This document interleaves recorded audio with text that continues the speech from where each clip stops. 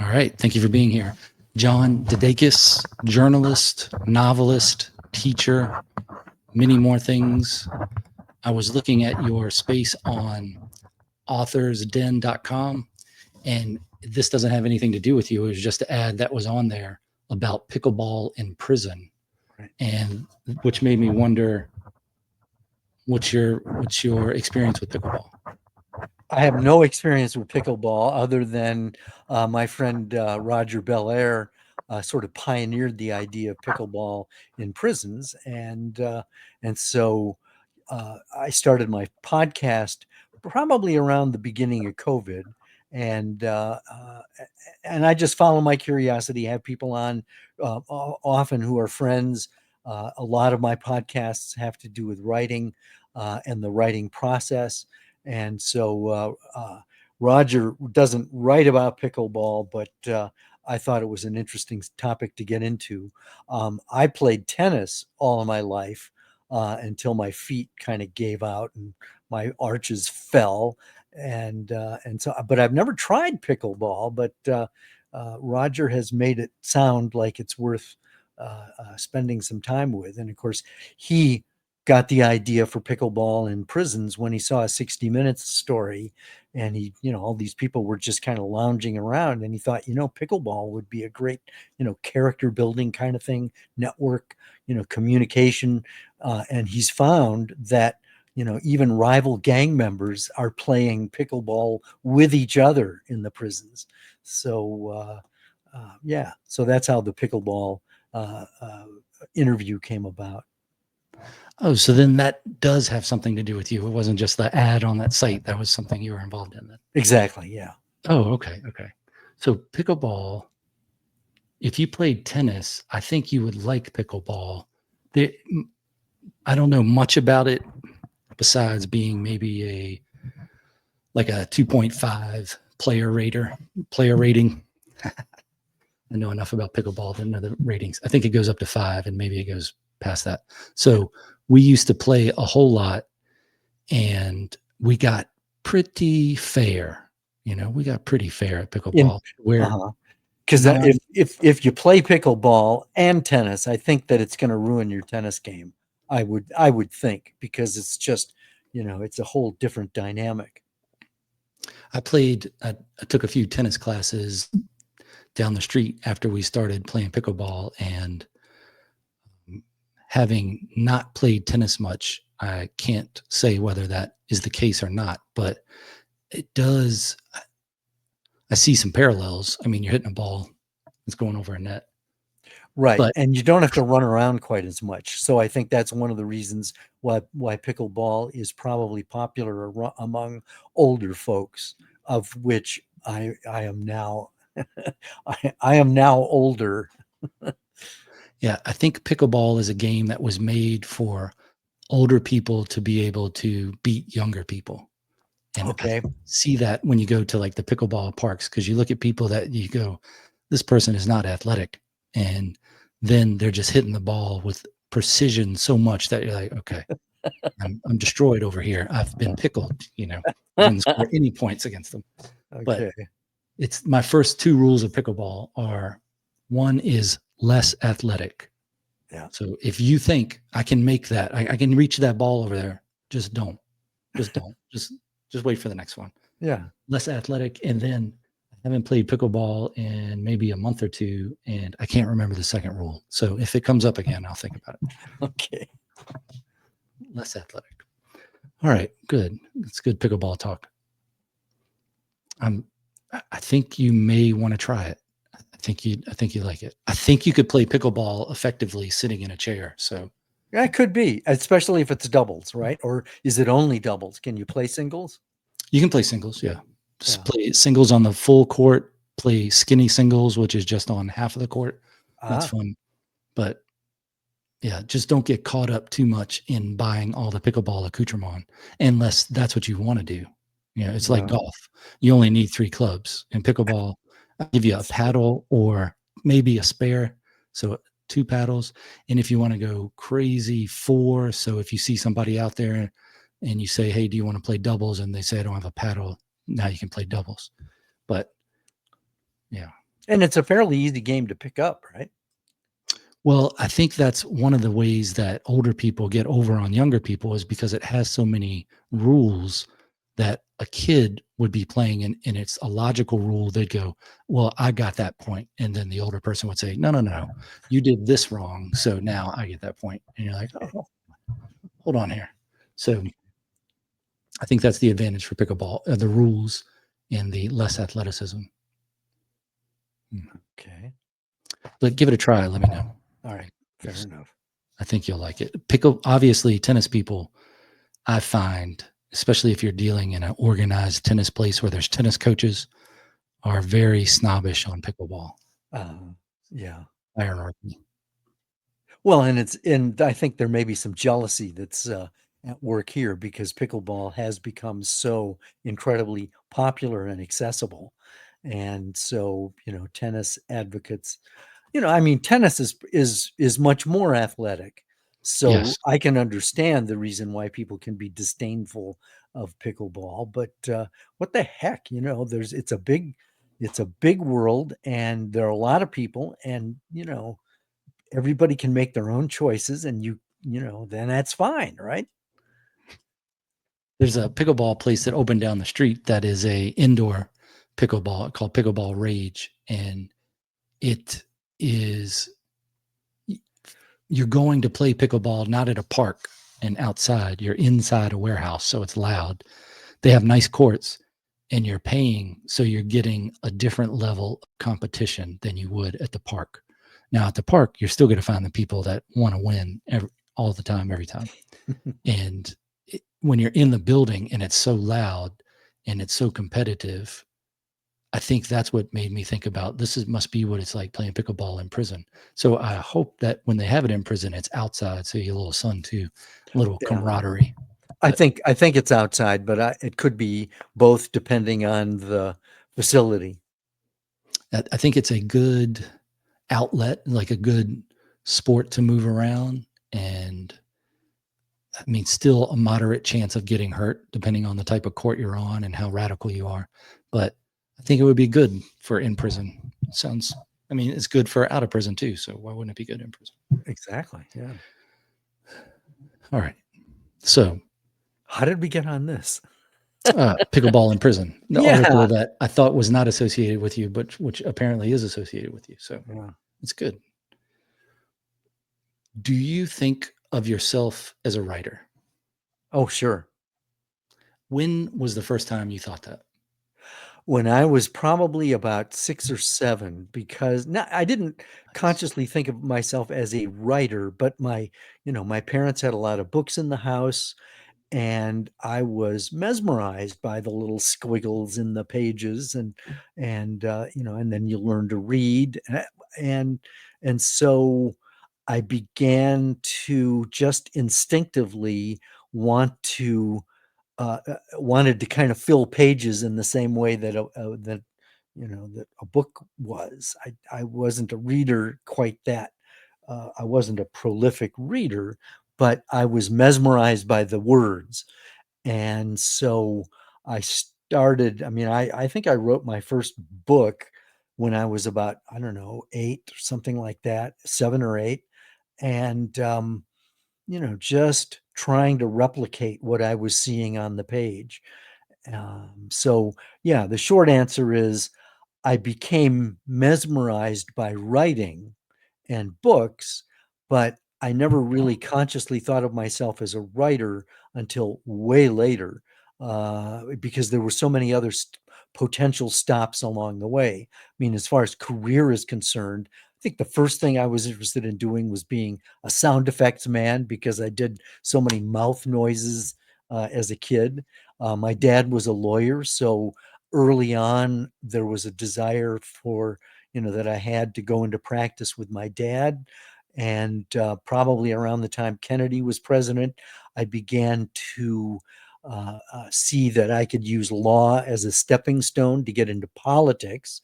So again, I'm not thinking of writing per se, but I'm thinking of outlets for the skill set involved with being a writer or with being a politician and a a lawyer involves writing and communicating. And so a lot of the communication is just verbal.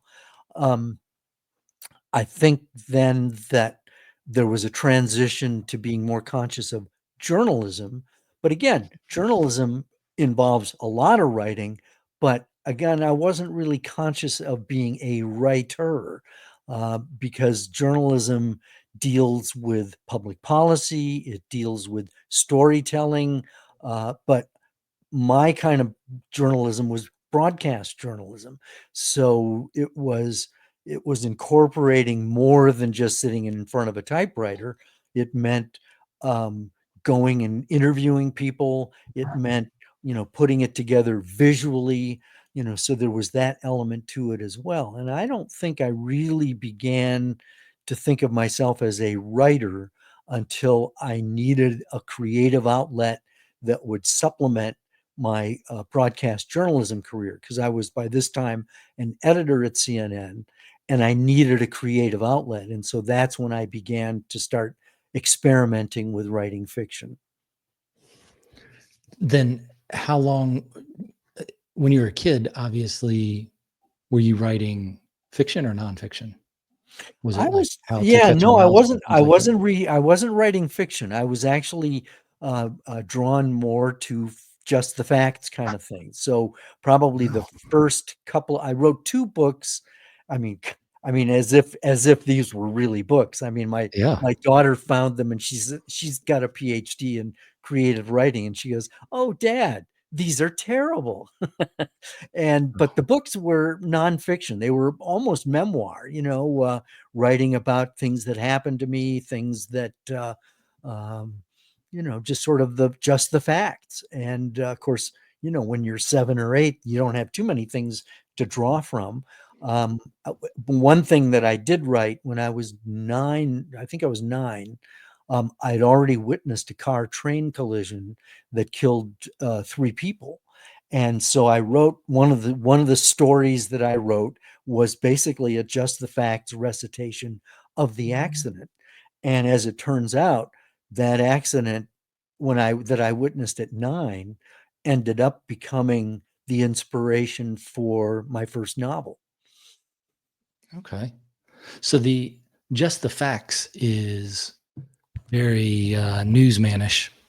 So that seems like that's what directed you into the journalism realm. How much of when you're doing editing and directing in newsrooms, how much of what the talking head, how much of a journalist are they versus do they have a group of writers behind them that are making the copy and doing the research, or are they a part of it? If I understand your question correctly, you're asking, are anchors journalists or just readers? Would that be a way Yeah, of summarizing your question?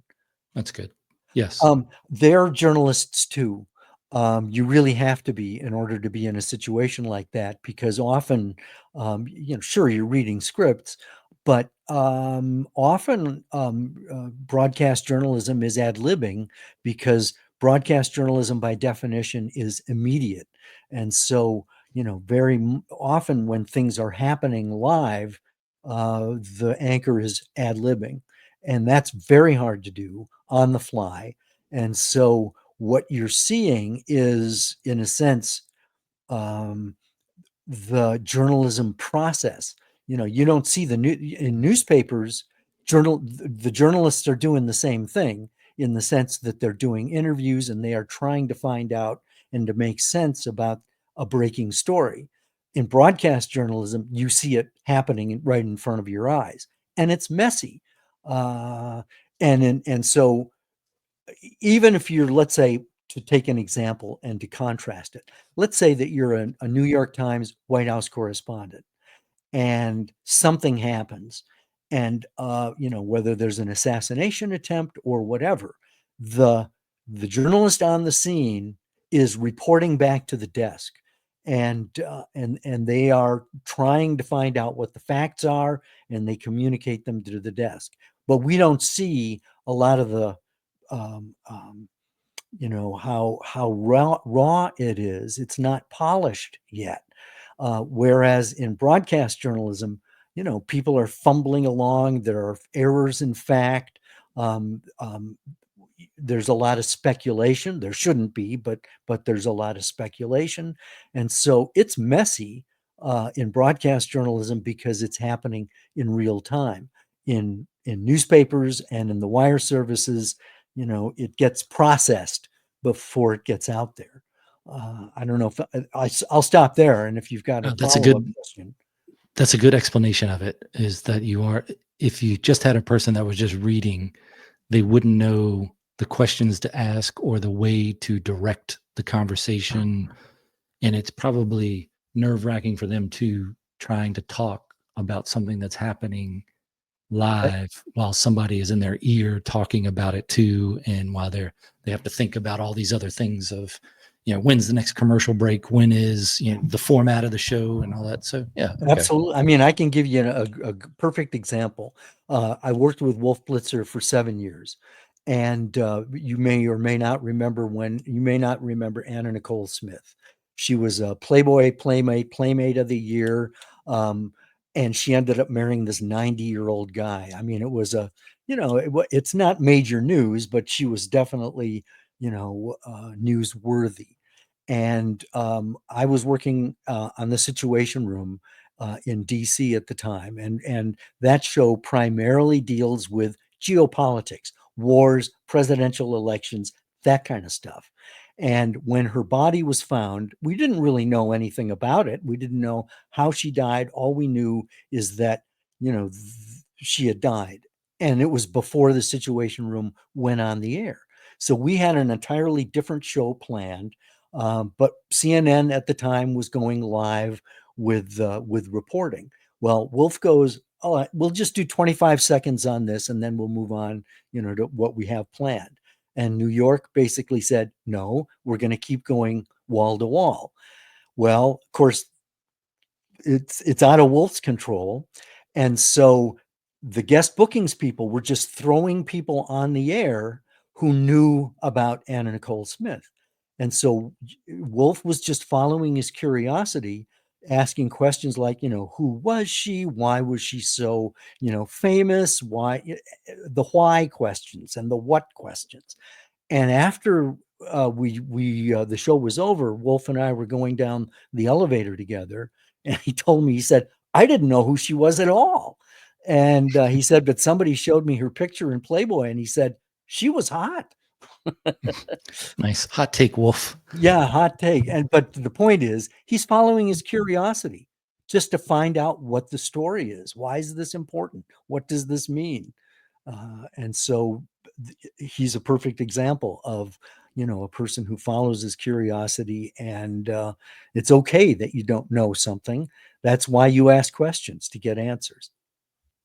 Do you think then that there's more of a disconnect as time goes on? Or was it always this way, where you have the people that are in charge of running the show and then concerned with the operation of the show versus journalism? So if the person running it used to be a journalist or was never a journalist, they're more worried about, how do we sell ad time? How do we keep people watching? How do we make this more interesting, rather than just, it's not a person looking for just the facts. They want something Yeah. else. Well, how much time do we have? You've really raised an important question. And, journalism has evolved. It really was at one point just the fact. It was a public service. A lot of the news programs were very dry, but they were informative and deep. But as the technology changed, as the uh, as the society changed, there became a sort of a conflict, even within news organizations, especially broadcast news organizations, but I would argue in newspapers as well. There's a tension between informing and entertaining, and because ratings do become very important, it does become incredibly competitive from an economic standpoint. And so even within news organizations, you have your, journalistic purists who, really want to cover stuff that's important, but might be dry. And then you've got producers who are going, yeah, but that's not good TV. And, you want to tell a story that's also interesting. And so there's always in a newsroom that push pull, how do we tell the story in a way that is going to keep people interested? And that means that sometimes stories are clickbait. Sometimes they're just out there because we know that people are interested in them, even though it's it's not really an important story. It's just it's pablum, it's Fritos, it's junk food. Um, and you also have had that creep into politics as well, where you've got MSNBC, CNN, and Fox News, all with their different approaches to the stories, and so they're catering to their followers, and so it would be considered treasonous for Fox to have someone who is liberal on there very often. They'll have an occasional token liberal on, but but generally they don't. And so you've got that kind of thing going on as well. Again, I'll stop because I feel like I'm just blathering. No, it's good. It's good TV. So then it wasn't always like it is now then. Like I look at it and go, I was just not aware of the sensationalism of it because it seemed like to me when I was younger, the news was more boring. So You're it was more absolutely boring. right. No, you're right. And I mean, when I was at CNN and I left there in 2013, I'd been there 25 years, and probably around 20 2010 or 11, one of my friends called me, who's, I think, a sophisticated news consumer. And he said, "What the hell's going on at CNN? I'm turning in to find out what the news is, and I'm getting spun. I'm getting news analysis." And he was right. We weren't covering the news in quite the same way. We had people on who were analysts who knew what they were talking about. They were politically active in different campaigns, liberal and conservative campaigns. But covering the news that way, I think, is probably cheaper, than sending people around the country to, get stories. And so it became an economic thing. It became a showbiz thing. And so pretty much, all of the major networks, well, I shouldn't say major networks, cable networks are doing it that way. NBC, CBS, and ABC, they still have a nightly newscast.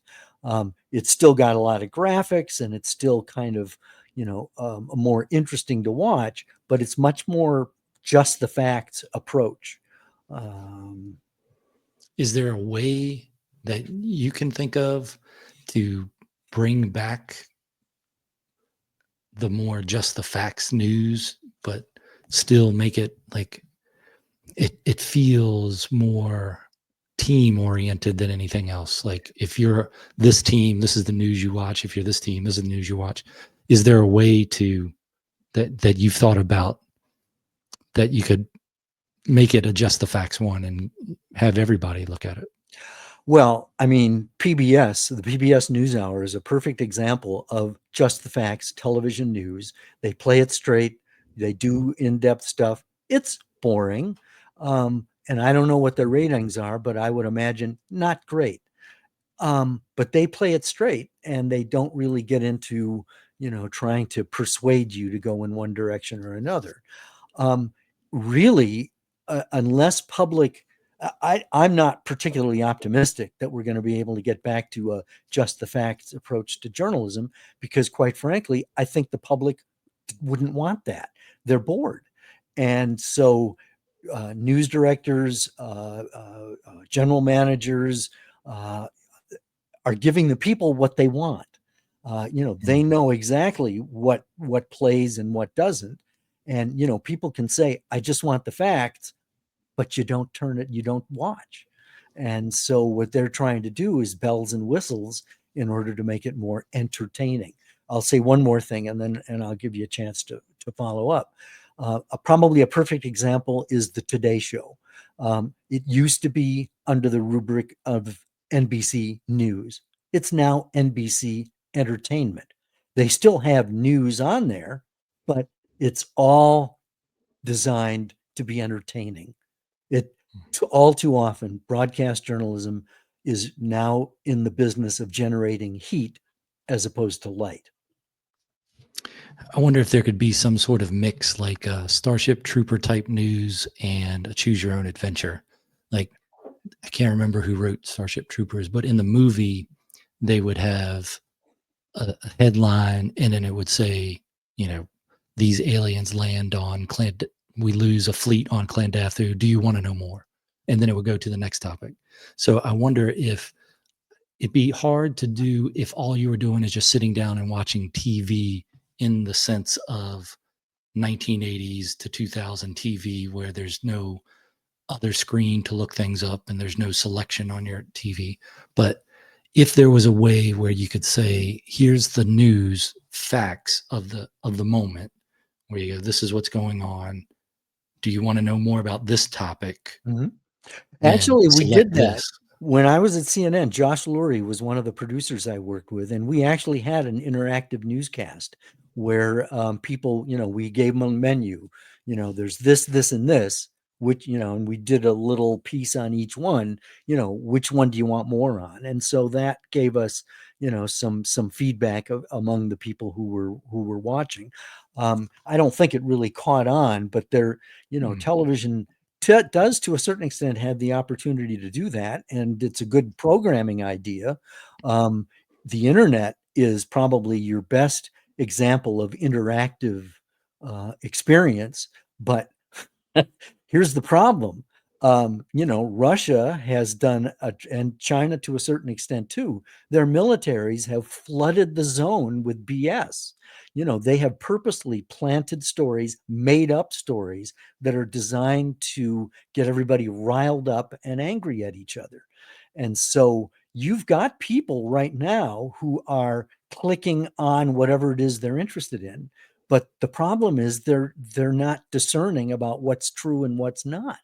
And so following your curiosity and wanting interactivity, often we're prone to want gossip. We're prone to believe conspiracy theories. And so I'm not sure that interactive approach is working. I think it's a good idea. It depends on what the menu is. And the menu that we have on social media, goes from, sober, in-depth factual reporting to whatever you want to find out, whether it's true or not. So the gamut is there. Yeah, maybe that idea that they had before of the interactive news was just before its time. Like, it didn't have the technology to match it. I wonder if now you could use the AI generators a little better, to where you had your newscaster, which you take, a mix of Dan Rather, Koppel, all the famous newscasters, and you put them all in one, and then it's a computer generated something. And then that's the one that's giving you just the facts. So it's boring. I don't know if PBS, a government owned, it's not government. It's not government owned. Well, government major contributor is the government money. It's 70-80% run by government money coming into it. Like, it couldn't operate the way it is without government money. Well, I don't think that's true. It may have been at one point, but my impression is, and again, I could be wrong, that most of the money they get now is from contributions. Everybody should look that up for themselves, but do a little journalism on that. Yeah. But I do agree, PBS is more boring. So, but I watched a lot of PBS growing up. So yeah, it does have its own feel. So, but if you had like the AI generated talking head that was telling you just the facts, hopefully not skewed too much, but just the facts as much as possible, And then you could say, do you want to know more on this topic? Do you want to know more from this perspective or from this perspective? And you start going farther off that center path, that maybe the mask on your device changes, like the box outlining it changes into a different color, and it's like, okay, this, now you're in a rabbit hole. And a rabbit hole is okay, but you just need to remember you're in a rabbit hole on this topic. So you're, Yeah, and maybe it shows how many people have gone down that route too, you know. that's And then there you fascinating. go. That's There's fascinating. 10,000 people looking into this, but Yeah, you got to keep from letting that run the entertainment value of that straight standard skeletal just the facts news that you have to come back to every now and then. And then if there's commercials in the rabbit hole area, those commercials should be on the opposite end of the spectrum. So you hear stuff that you go, well, this is crazy. People will like it because it aggravates them more. So mhm, they're going to keep going down the rabbit hole. Or maybe they go back to the center, or you have commercials for the center news where it's just saying, here's the facts that we know. Some people are saying this, some people are saying this, and you can right. pick those ones to go down and look at. Wow, that's very imaginative, and that's not to say we couldn't, do something like that at some point. I mean, AI is its own problem. It doesn't necessarily come up with just the facts. In fact, one of the things I've heard is that it can kind of make things up as well. Um, Yeah, but but at so the do same, people. well, exactly, and that goes back to my point that what's true is you if you've ever been on, this is one example. If you've ever been on a jury, you're not allowed to talk about the case, while it's being tried in front of you. And so you're only keeping your own counsel as you're watching the testimony. And I mean, this has happened to me a couple of times on juries I've been on. I've been listening to the facts, and juries, by definition, are judges of the facts. So I mean, that's part of the what the judge tells the jury. You are deciding what the facts are, and so we go into our deliberations, and it's for the first time that we're able to talk about this. And the thing that shocks me is that some of the stuff I hear, it's like, were we in the same room? Mm, And so we can look at the same event and come with different takeaways.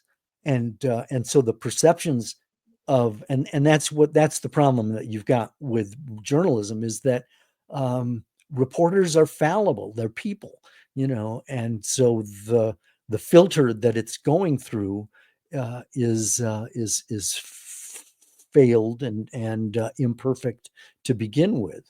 I think that's one of the reasons why C-SPAN, that's a need that C-SPAN fulfills, because you're not depending on a journalist to tell you what the most important thing is. You get to see the whole thing. The problem is it's boring, mm, and we don't have the time to watch the whole hearing.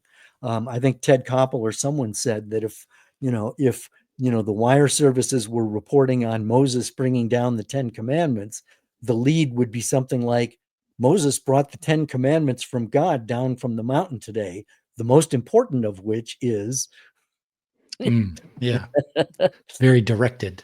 right. Yeah, maybe I think you take that jury idea and you put that into the choose your own adventure news, which eventually you go down that rabbit hole far enough, and maybe there's a couple exits on the way where you can get into a chat room or Mhm. see comments, and you have like it's a little jury in there and people are talking about it, and then you get some sort of way to compile that information to come out with the consensus in this room at this time is this is how it compares to the consensus in this other room or this other room. Just something that gives people a little reality check of, wait a minute, I'm not the only person with these ideas, but other people also have ideas that are much different than this. Where do I fit into this? What's Well, going yeah, I, on? I I think in principle, what you're saying sounds good. The problem is that I think we kind of seek out our own bias. We want to hear what we believe. We want to hear our opinions reinforced. When I was at a book signing in Suffolk, Virginia, and a woman says, "You're nothing but fake news." And I said to her, "Where do you get your news?" And she said, "Breitbart." And my jaw dropped. And before I could say anything more, she said, "I need to have my opinion, reinforced." And I said, "Actually, you have to have it informed, Yeah. because Breitbart makes stuff up, and not always, but it's like which is made up and which isn't." And so it really comes down to everything that you're talking about. Um, uh, Makes sense on one level, but on the other, it really comes down to trust.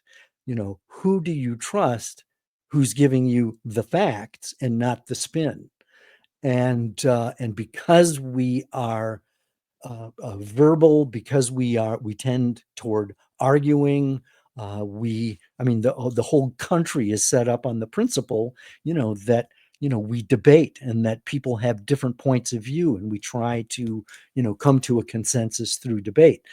That's a principle that goes back centuries.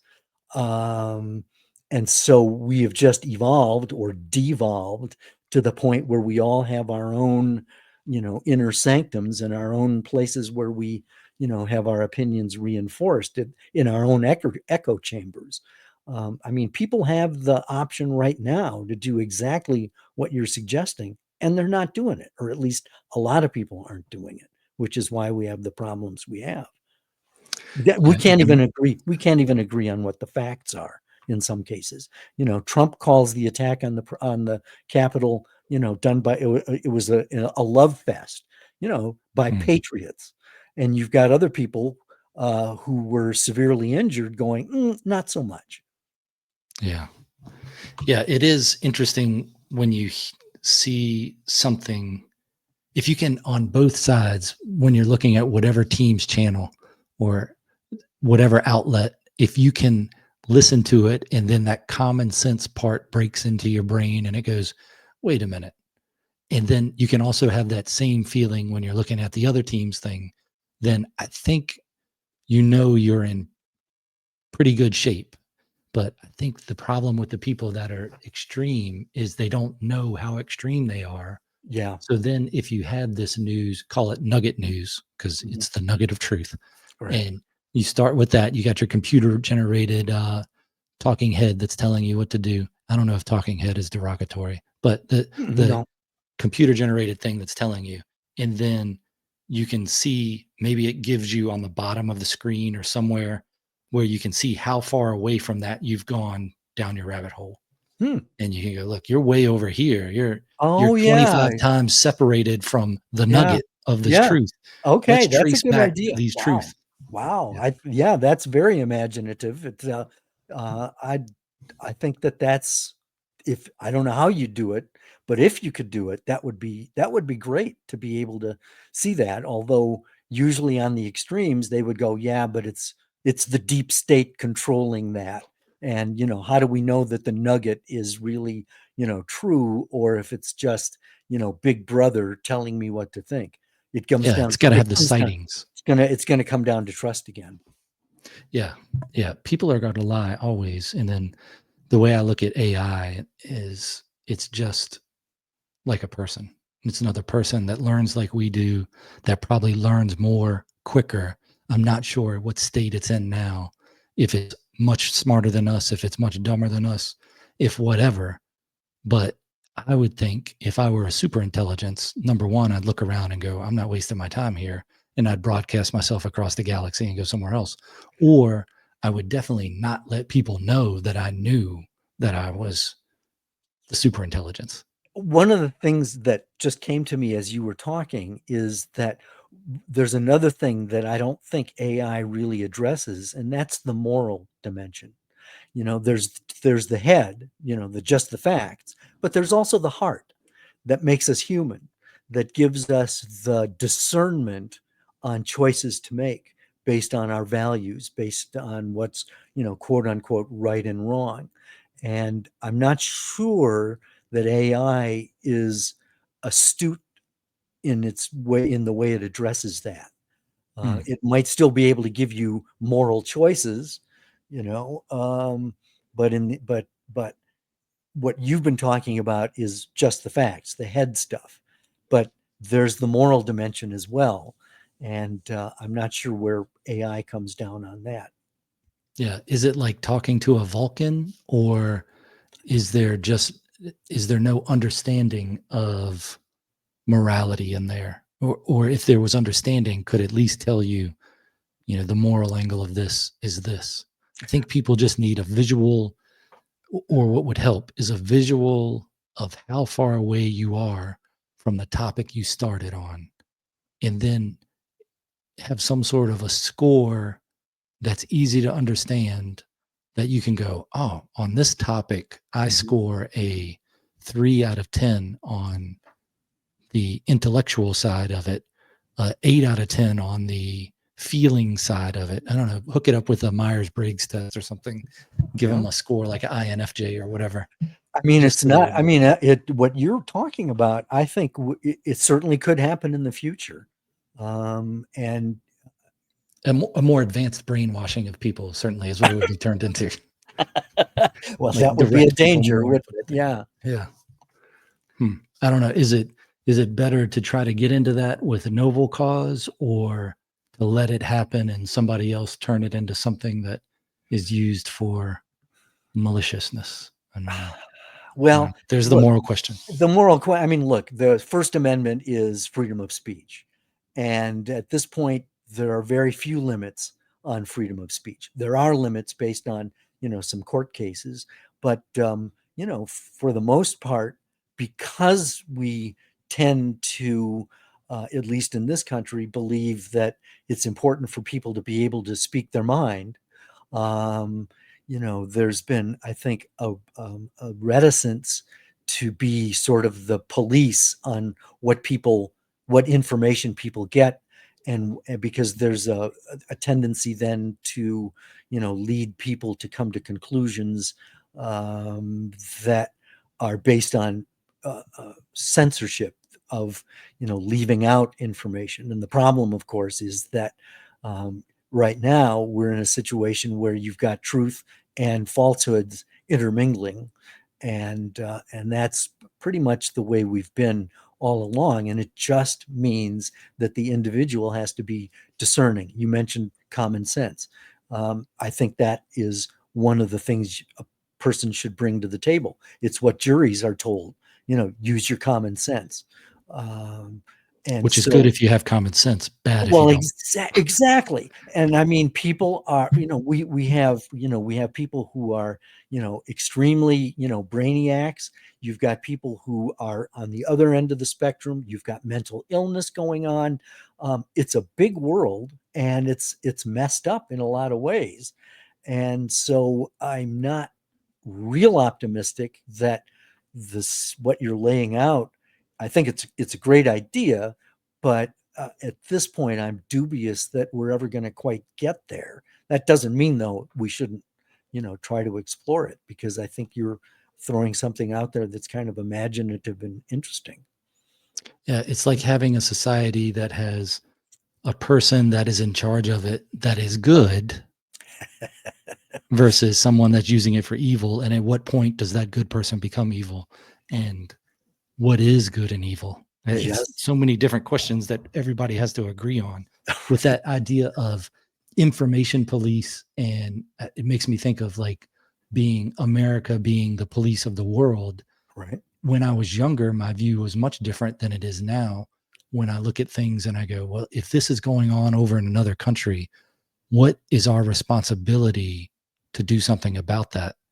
Right. And what's that based in? Is it based in morality, and whose morality, and where does it come from?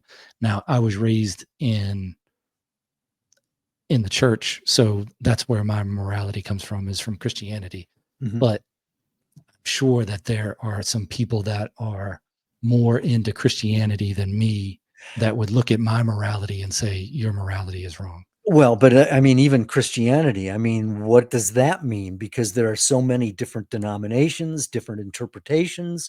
You know, what do you mean when you say Christian? I don't know if you want to have a conversation about that, but I don't think that Christianity is a monolith. I think that there are plenty of different ways of expressing faith or lack of faith or questions. And so, I mentioned the 10 Commandments. I suppose that's a good place to start, but Yes. even there, there are ways of interpreting things. Yeah. Yeah. The thou shalt not kill. I don't know. Sometimes you need to kill. So There you it's go. There one you of those go. things that provides some study. And yeah, Are I we think having that's the fun big yet? thing. Yeah. But it's interesting how I look back at the way I thought the US should handle things as a kid and go, no, we should go over there and stop that if we Right. can. And now, even within recent memory, within the past year or so, I've developed that attitude of, even if it's wrong over there, isn't it the responsibility of the people over there to deal with it versus us? Because we're not going to deal with it how they would. Right. And then even when we come in and deal with it, once you remove the American thinking, the Western thinking, whatever you want to call it, then it's going to go right back. Like you look at Afghanistan, which is the road to somewhere always in history, to the road to go to somewhere else. So you put us over there, and for 20 years or more, we're there trying to impose what we think right is, Right. which gets turned off in a matter of days when we're gone. So Right. obviously we didn't instill whatever morality or base that we put civilization on was not planted there, and kind of ridiculous of us to think that we could plant that there in that amount of time. I mean, the religious side of me thinks I have different answers than the normal walking around human side of me. Like one side would say if God wanted it to happen, then it would happen. But then why would you need America to go over there and do it if God could do it if they wanted? Well, we're the instrument, not the hand.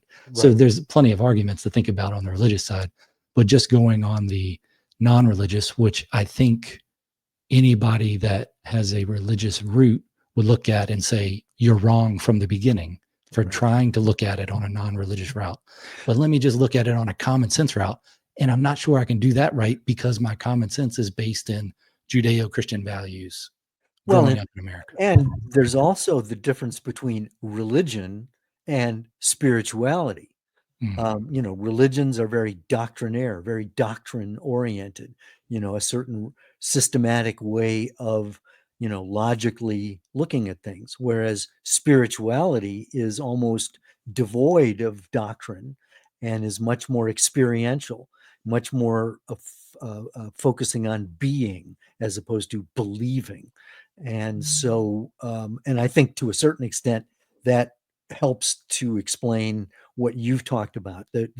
Vietnam was probably a good example. The communists were, trying to impose their will on people, and we go, no, people should be free.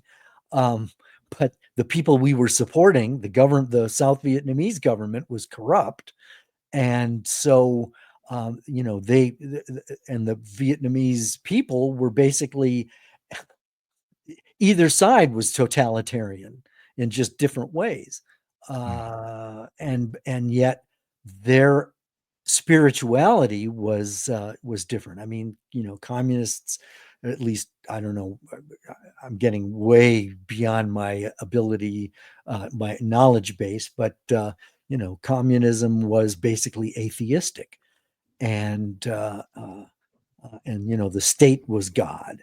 Um, and so, we approach it differently, as you said, the Western, Judeo-Christian West. And so it was a clash of cultures.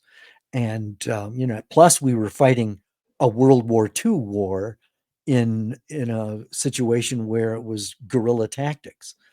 And so for any number of reasons, Vietnam was a colossal and costly failure on our part, and a real humbling experience, I think, for us as a country as well.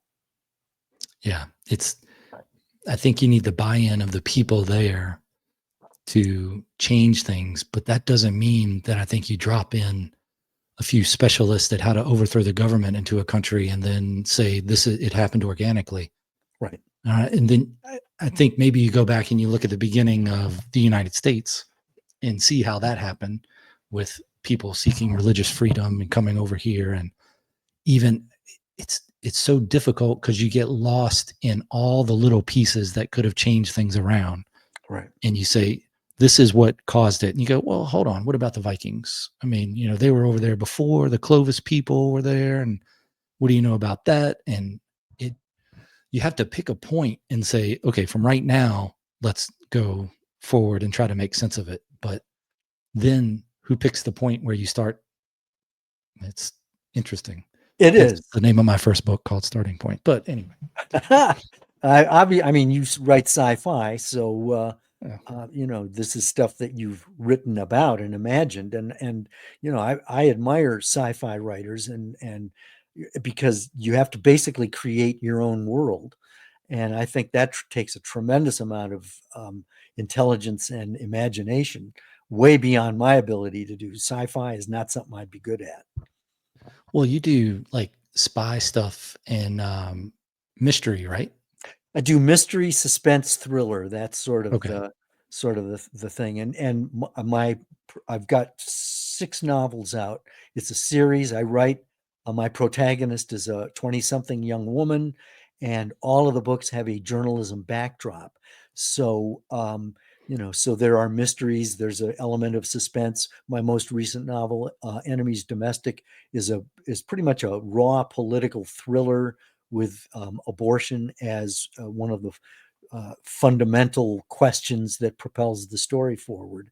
So, in a sense, I'm sort of wallowing in the here and now and the messiness of where we are politically, and trying to, at the same time, give people a glimpse behind the veil to see how journalism operates. The good, the bad, and the ugly of it. So I'm not necessarily trying to imagine something as I am trying to work out it through characters that I hope are realistic, so we can take important issues and see how they can spell out, like Fake, my fifth novel. My protagonist is a White House correspondent, and she's the victim of fake news.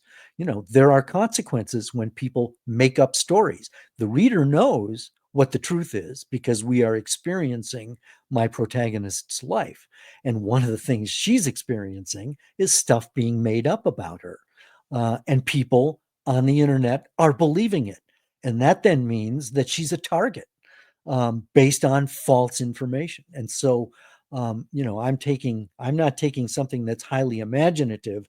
I'm taking something that's really going on now, and trying to help people understand it by getting into the life of the protagonist. And it just so happens that there are, murders and mysteries and suspense that go along with it. So would you classify that as fiction? Yes, it's Okay. So fiction. It's fiction, but it's any fiction has got to resonate and feel real. And so, yeah, it's fiction, but it's set in real, the White House is a real place. I'm not making, stuff up about that. I've been there. Um, but it's still fictional, and I'm drawing from personal experience, but I'm fictionalizing it. Um, but I'm doing it in a way that, if I'm doing it well, resonates as authentic, even though it's understood that it's not the facts. But it's factual in some ways, and in other ways, it's made up.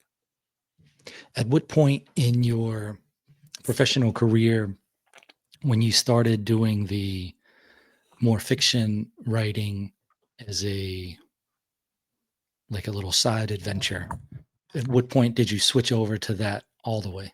That's a really good question, because it was not just a switch. There was a point where I was an editor at CNN, and it was tedious. It was fault finding, but it paid well. And by this time, I had 3 kids, a wife, mortgage, all that kind of stuff. So I had to bloom where I was planted, do my best, doing a job that I really wouldn't have chosen on my own. and so I needed a creative outlet.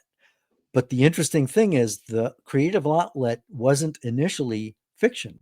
I started to research a biography of a friend of mine who was murdered, and but I had great sources. I had his, his widow, his mistress, some of his writings, uh, people who knew him. So I had a lot of material, and so for the longest time, I was researching a factual biography of a particular person. But I ran into some problems through my interviews with his widow. I She revealed stuff about him that even the rest of the family didn't know, and that just caused tremendous consternation among his kids. And so she asked me to back off from the project. She eventually came back and said, "I'd like you to do it," but by this time, I had run into problems myself. It was expensive. It was time consuming. My wife was going, what about us?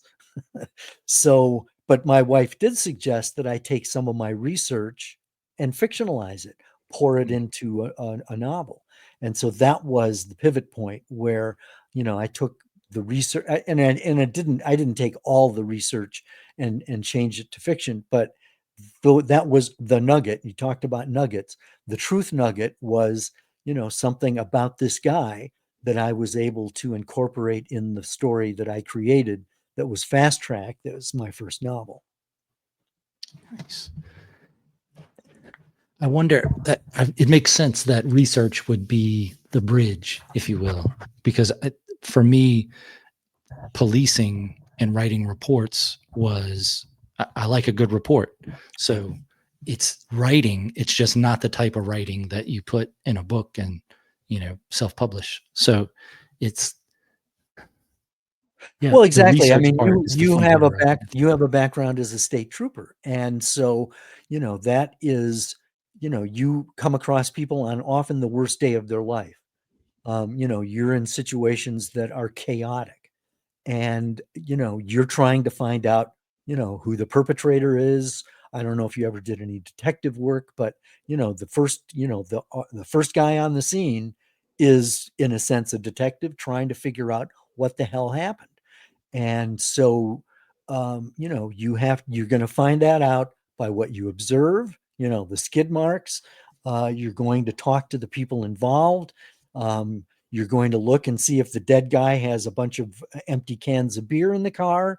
And so gradually you are assembling a report that the detectives will use, if it's a murder scene or something like that, they'll take it in the next step. So, and from what I understand, tell me if I'm wrong, part of your training when you were a state trooper was writing reports. Am I right? Yeah, we did a lot of reports. So it was one of those things where you could look at it and go, man, I don't want to do this, or you can embrace it. So Yeah. I embraced the report and thought, well, how can I make this report better?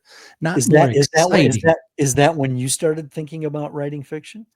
Well, I was also as a kid writing, making comic books and things like that, just elementary school type stuff, and then short stories, and on through high school, taking creative writing, and then doing some writing stuff in college. Mainly it was, writing papers for things. So it's more directed writing. It's not write your own book type writing. But Right. yeah, it was after the policing. Well, towards the end of my policing career is when I started doing the fiction writing with the idea of I want to write a book because How long were you a cop? 14 years in Okay. Virginia, All right. and then a year in Oregon, not as police but as a trainer in DPSST. Great experience. And as far as policing, it's the best job I've ever had because there was no question of whether you were going to act or not. You're going to act, and you've been trained to act. So you've thought about it. Hopefully, you've thought about it before. You've got some experience in dealing with it before. Right. So And they have to be, great to a way. certain extent, you've got to be objective. You can't just necessarily jump to a conclusion because the stakes are so high. And yet on the Yeah, other hand, delay could be fatal. yeah, looking at different perspectives was the key, and I think developing empathy was probably the thing that I worked on the most, to the point where if you have too much empathy, you don't get anything done as the police. Like if your job is order maintenance through traffic control and you have to go out and write tickets and you're empathetic with everyone's story, you're Right. never writing anything. Right. So there's a fine line between it. You can understand some things and then you can just go, yeah, it's you're driving fast because it's fun to drive fast. And this is just what happens when you get caught. Right. You're not going to jail. It's just a ticket, and nobody likes being told what you're doing is wrong. But in this case, there's other people out here too. You got to think about them, and you weren't. Did you find yourself giving a lot of warnings though? Because getting pulled over is a wake up call in and of itself. Yeah, I maybe wrote 10 to 15,000 summonses in my time, and probably it depends on what you consider a warning. If you stopped a person and you wrote them a summons for speeding and then you gave them a warning for something else, then warnings were probably far past the amount of summonses I wrote. But if you stop somebody and you end up not writing them anything and you just give them a warning, then it's considerably less than the amount of summonses. As the state says, you have open door policy for tickets. You open a door, somebody gets a ticket. But yeah, I would say maybe a third or less than a third of that would have been I stopped a person and then ended up not writing anything. But a really good job. But then starting to write books was different, but it also informs my writing to the point now of it's not super fluffy. There are facts in there to get the story across. You're painting the picture. Like when you're writing a report, you're thinking, how am I going to describe this to a jury? How am I going to describe it to a judge when I'm testifying in court as a witness of the Commonwealth? So you want to not waste people's time and get the point across as much as you think needs to be. And that doesn't mean you hold back things, because if you've discovered it in your investigation, just put it all out there, because if you then try to add it after, it looks like you're hiding something. Don't hide anything. All the information is out. Yep. So whether you're doing a more elaborate case where you're writing a criminal report, or you're just writing a ticket for following too close because of a crash, then you have your investigative reasons for the charge, why you think that, as far as skid marks, where they were from, how fast people said they were going, witness statements, all those other things. You put that all out there, how the person reacted, how they talked to you. If they were nasty to you, then a couple lines about how they were nasty. Mm-hmm. If they were cooperative, a couple lines about cooperative. Wow. So yeah, it makes you more succinct, maybe more succinct in my explanation of saying how succinct it needs to be. But I do enjoy writing to the point where if I have a character, I think the reader has an idea of what the character looks like, but they probably have more of an idea about who the character is based on what they've done. Right. And they can plug in their mind what that person looks like. Right. I even have some characters where you could say, you could go through the whole story, even more on short stories, where you go, I don't know if this is male or female. I don't know where they're from or what they do. I know what they've done in the story, and that's how I know this person. So they might look different to different readers. I think that's the great part about writing and how it takes on a life of its own. Maybe that's the attraction more of poetry than for writing book type stuff. But I don't know where I understand what you said about how you've drawn from reality to inform fictionalization of stories, but where else do you think those ideas come from? Where do you think ideas come from? I think a lot of them, well, there's personal experience, but one of the things I'm discovering about writing, at least my own writing, is I used to like to plan things out, to plot things out. And I'm not against that now, but what I discovered as I was writing is that I hadn't planned things out as carefully as I thought I did. And so more often than not, I was finding myself stuck because I I knew how it was going to end, or I knew where I wanted to go with this, but I didn't know what the intermediate steps were going to be. And so by necessity, I had to sort of do free writing, seat of the pants writing. And my most recent novel, Enemies Domestic, is entirely seat of the pants. I mean, it's obviously in the rewrite, you kind of, mold it into something a little more coherent. But the to answer your question, um, and this is something I do with my writing students, I think a lot of our creativity comes not necessarily from personal experience, but from our subconscious or our unconscious, which is in a sense a repository for a lot of our experiences, thoughts, feelings, things we've read, people we've talked to. And if you write without thinking about it, just writing, stuff comes to the surface because it bypasses your inner editor and it gets onto the page. It's one of the exercises I give to some of my students is do an interview with your protagonist. And a lot of them, the people who take my how to write a novel class, they don't even have a novel started, and they look at me with this, deer in the headlights thing. And I go, consider this a job interview. And so you're asking your protagonist, who are you and why do you want to be in my book? And it's a very limited time exercise, only 10 minutes usually. And I say, keep the fingers moving, keep the pen moving, don't think, just write, get the person talking, because a voice will show up. And um, and if you do have a novel in progress and you've got a villain who's done something dastardly, ask them why they did that. And more often than not, people are surprised that a voice showed up, and they're just getting them talking. And some people who have their novel in progress and have interviewed their villain said they came away with more empathy and understanding for what the bad guy, what made the bad guy bad. And so, in answer to your question, I think a lot of creativity comes from within.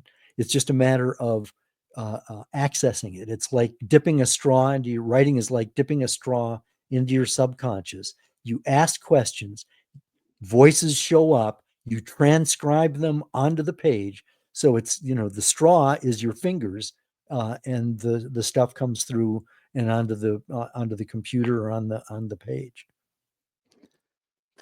It's such a news guy way to look at it. I never thought about interviewing them, but Yeah, that's pretty yeah. great. I Well, have thought, and if I can get my characters talking to each other, that's great. And that means they're not making speeches to each other. They're asking questions. And it's yeah, back and forth, hot potato. I have. When you get to a point and you're just thinking about what you're going to write, it's not a writer's block thing at all. It's just you're thinking about the direction of the story or development of a character. I have put two characters in a room and just had them talk about something, Mhm. and then I even sometimes create the setting, like they're at a fast food place or wherever, and I'm just thinking about how that goes. Right. And then I've also thought about from the police angle, if there's somebody that's doing something they shouldn't be, then I show up and go, "Hey, what are you Mhm. doing? Why are you doing that?" So I guess that's a type of interview, but not like Totally. Yeah. I like your interviewing, like you're interviewing. It's great. I'm going to definitely use that. Good. But Thank you. I've also thought about I take characters and I introduce them to if it's a character that I have in a book, I'll introduce them to a character from another story from another person. Oh, So you can say you're going to meet the man in black from The Princess Bride. Let's see how that conversation goes. oh, And interesting. Yeah. it's a thing where however you motivate yourself to write, if you believe motivation is a thing, and you look at that and you go, well, I'm going to try to write 3,000 words a day so I feel like a writer because I feel like I have to earn it, whether it's Yeah. 3,250, whatever it is. Mhm. And you say, well, I don't know what to write about right now. Well, you sit down, you show up at the place to write, wherever that is. And then you just say, okay, so this person is going to talk to Dorothy about The Wizard of Oz. Mhm. and or they're in a grocery store. Now what are they going to talk about? They meet in the frozen food section. And even if I don't use that at all, oftentimes you'll get a little line out of it that you go, Exactly. oh, that's a good one. I'm going to use that. And Yeah. that's a great use of a day, one line. Well, and But that's actually another writing exercise I give.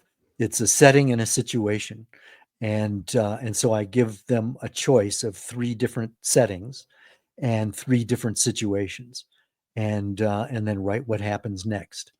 And so that's the way to make a scene come alive. But it's the same principle that you're talking about. And yeah. it's good to hear you say that, because I don't write short stories, but I've been, in a sense, commissioned to do one for an anthology. And the principle of the anthology is music that is inspired by a group, or it could be the Beatles or something like that. Mm, The book that is being produced right now, it's called Yacht Rock, and that's music of the 70s, Doobie Brothers and people like that. okay. And I interviewed the Doobie Brothers back in the day, and so I'm going to write, and all it's got to be a crime story, and the title has to be a title from the group's repertoire. So I have to decide what the title is going to be, but I can't really use the lyrics because that's a copyright issue. And but the crime story that I'm going to write is inspired by something that jumps into my head based on the group, the music, or whatever. And I'm just starting. And what you've reminded me of is that if I can just you know do the writing, because it's thinking onto the page, I think, is another way of looking at it. And if I Hmm. can think onto the page, I have a better than even chance of coming up with something. Because I keep going back. Whenever I get stuck, I go back to, what do I tell my writing students? Oh, do that. Mm, And so you've reminded me that, and I'm not a fan of, artificially saying, I'm going to write 1,000 words a day, because as soon as you set yourself, that's setting yourself up for disappointment, because inevitably something's going to come along. You're not going to be able to write. And then you're going to feel like you're stupid and don't know what you're doing. And my point is, if you're thinking about your story, if you're ruminating, you're also writing. There comes a point where mm. you do have to get your butt in the chair and write, but Yeah. thinking about it is still part of the process. Yeah. That sounds like a procrastination technique. I would tell myself, I'm really thinking about writing. So I'm writing. Well, it's because I have It's pretty good. procrastination nailed. I'm really good at that. But I've written I, 6 novels too. yeah. I did write. Oh, yeah. There's definitely procrastination in writing. Time, topic, Sure. and word count are the three things I use to when I'm trying to get something done. And I understand the concept of, if you say you're going to write 3,000 words in a day, and you don't do it, now it snowballs into the next day and the next day, because you're looking at your week word count. And if it doesn't work for you, then do something else. But there is Sure. no reason why you can't write 3,000 words a day, barring some sort of injury. But Absolutely. Because that's really not that much, yeah, you know. just sit down and write. Now, if 3,000 seems daunting, which I would say at the beginning, it did seem daunting, Right. and it may seem like nothing compared to the seasoned writer, then I would say write 250. 250 is easy. If that's too hard, write 100. Sure. Now, at some point, we're going to get to a point where you will agree that you can write that many words. If it's 30, can you write 30 words in a day? All right. And it doesn't have to be things that end up in it. It can just be the two people talking. And I Right. guarantee you're going to go over 30 words with a page of dialogue. There you So go. Yeah. you got to get that. You got to get it's like a moped.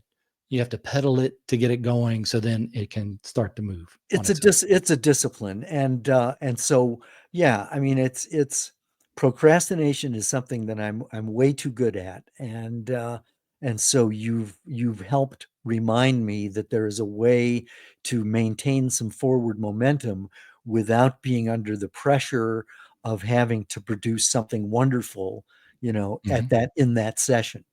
I think it's different for a person who's under contract, to write a book in 9 months. Yeah, yeah. Then you really do have to get serious about, getting that with those words on the page. And I'm not that I don't have to write on a deadline anymore. So and so it's easier for me to procrastinate.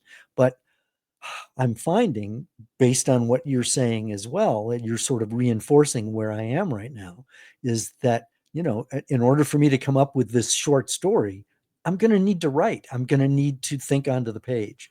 Otherwise, it's not going to happen. Yeah, I think one of the best things I've learned from writing is that writing teaches you how to think because you have to organize your thoughts enough. So that's why I think writing is so important when you're a kid. Yeah. Is it teaches you how to think. And then you need some processes of problem solving because now that's going to help too. So the military has some great ones for it. I'm sure there's other ones that are non-military, but you find a problem solving technique and then you work that when you don't know where to start on a problem. Whether it's you're in the store and your shopping cart is broken, how am I going to deal with this problem? It's something simple. Then you have a lifetime of that, then problems start to seem not so small anymore. But with short stories, what I've learned is you can have the idea, but you have to write it all at once almost, especially if it's a short story, is once that idea is in your mind and you start thinking about it, Just go with write it right then. Go Okay. write it right then. All Don't right. wait and say, I'm going to write that tomorrow. Go Right. write it right then. Okay. Otherwise, you're going to end up with a file of short story ideas, and it's going to be 300 pages long of short story ideas that maybe one day when you're on death's door, you can publish a book of these are short story ideas. Thank you for And you that, never got because around. when I first was starting to, consider myself a writer, I was coming up with all kinds of ideas, and I'd had a writing notebook, and I'd write in all caps and put a block around it, idea, and then I'd give a short line. And I came across one of those notebooks recently, and I looked at, idea, and I'm going, what the hell was I thinking? It's hot in the moment, and then It's it good. cools off. It cools Yeah. off, and it's inaccessible. That's a Jack Rimmick thing. You got to follow the heat. Jack Follow Rimmick, the heat. poet, Yeah. poet from the Pacific Northwest. It's I still like having the ideas and you write those down. But if some idea strikes and it's a line, you go, okay, that's a line. That's good. I'm going to time and date that. Maybe it's a poem. Maybe it's a line. Maybe it's part of a story. Maybe it's just an idea of something else. And then you have to organize that later, which is a whole different thing of how you organize those thoughts. But still write those ideas down. That's the difference between a writer and not. Yes. Is you could be in the drive-through and you think, oh man, that's a sweet line to say. Write it down. Yeah. Because I guarantee the 99% of other people in the world aren't writing it down, but they're having ideas like that. Exactly. And they just don't record them all. So record them. That's the first step. You got it. It's not, I disagree with Stephen King on this. He might be a little more prolific and successful than me, maybe a little. I've made tens of dollars writing, but he says that a notebook is the best way to immortalize bad ideas. I don't think so. Maybe for him, maybe if you're writing when you're on drugs and you can just write right through and not know, did I write that in Cujo or not? That doesn't seem like I wrote it, but okay, it's there on the page. Versus let's write a note about that. And as Andre 3000 from Outcast said, some time must be invested for it to be manifested. Then you got to let that grow, and you go, okay, now that's another way of procrastination is now you're just saying, I'm letting those ideas grow, but you got to keep on top of it and have some sort of limit to where if you're keeping the notes in a notebook or keeping them in the iPhone, when you get to 20 pages, maybe it's more, maybe it's less, but 20 at max, I think is good. Then transfer those over to the computer, find a way to organize them. The way I do is I print them out and then I cut them into strips of whatever the idea is. And then I put them in a pile of, this is a quote for this story I'm thinking about. This is a line for a poem. This is just something I was supposed to do around the house. And you get them all arranged. And then now that's a more bite-sized piece to deal with. And you can say, well, today I'm going to deal with lines and I'm going to put those in the right files they need to. I can arrange them on a piece of paper. I can change the order around, tape them to another piece of paper. This might be a whole poem that was just scattered across 20 pages of notes, but there it is right there. Yeah. Let me ask you this, based on your experience, what's the proportion between idea scrap and actually appropriating and then doing something with it? I think it depends on how prolific you are as writing. Like, are you showing up to write every day? But for me now, I would say probably 1/3 goes into a file of, I like this. I don't want to throw it away. I'm going to keep that as Ian McGowan. I can't remember. Maybe that's his name. He's got a good YouTube video about, he's a poet. And he says he writes stuff down on paper because it looks too finished on a computer and he doesn't want it to look finished. So he writes it down on the paper and then he can cross things out and write other things. But he says you always keep the crossings out. It could be the start of something else. So my crossings out file is probably 1/3 of what I write down, just that occur at any time, middle of the night, in the drive-through, at the store, running, working out, doing whatever. So You have if to I stop at understand the what you're saying, the ratio is something like 2-to-1. Two out of 3, 2 are going to make it in. 2 ideas will make it into print Yeah. somehow. Yep. Yep. Okay. Interesting. Okay. And that also keeps you excited about writing because you see those lines and you go, man, that's good. I got to put that somewhere. Letting that go to waste is letting that go to waste. You can't do that. Because That idea came from the somewhere. way I've approached it, and I don't know if it's better. I don't think it is actually. Is that if I do get an idea, the ones that really are worth pursuing won't let me go. They're just there, and then I am thinking about them. But what I think makes sense in the way you do it is that we're not talking just big ticket ideas. There are even, ideas, as you mentioned, scraps of dialogue and things like that. And, in my case, a lot of the dialogue just sort of comes as I'm writing free form. But, I think what I can do based on our conversation is be a little more mindful of, recognizing a good line when I hear it and writing it down, Yeah. and finding a way to, get it back when I need it. So Yeah. Shape thank you. that whole conversation around that one line. And it might still be a trash conversation, but you were writing. Right. So, and then keep the crossings out. Could be something else, could be a different story altogether. That line might not be in the story you thought it was supposed to be in. Hmm. But I think your way is more of the Stephen King way of thinking. Congratulations, which is if it's a good idea, you're going to remember it. Yeah. But think about all those ideas you had in the middle of the night, just for one, where you're like, oh, that's great. I'll remember it. And you don't remember that. Exactly. And then you start writing them down. And then sometimes you look at it and you go, oh, that is pretty good. And then other times you're like, what was I thinking? What was I thinking of this? I think the reason I don't do that, one of the reasons I don't do that is that I feel I would become too obsessive, and it would become it would almost get in the way of living life. But I don't mean, I don't mean to discount what you're saying. I'm just saying that for me, I could take it too far and it would be obsessive for me. I would go too far down the rabbit hole. Oh, well, as long as you're aware of how far away you are from that nugget. There we go. The you write it down and you don't take an hour to think about it unless you think this is a short story. Now you have to remove yourself from everything you were doing and go write a short story. You just have to. And then I have a word I started calling itemighty, which is short for I have a mighty good idea that I don't want to forget. So just give me a second to write it down. Which, like, if I'm start taking a note and my wife says, "What are you doing?" I can't say I'm writing a note down so I don't forget it because now I've already forgotten it. Right. I just say itemighty. And then she's like, what does that mean? And every time I say it, she says, what does that mean? And I have to explain it later. So it's a work in progress. But yeah, write those things down. Write those down. Are you finding that there are outlets for short stories? I mean, when you write a short story, where does it end up? I have a file or a folder on my computer of short stories. So then I just have them. I mean, just Yeah, do but you don't think you want to share them with somebody?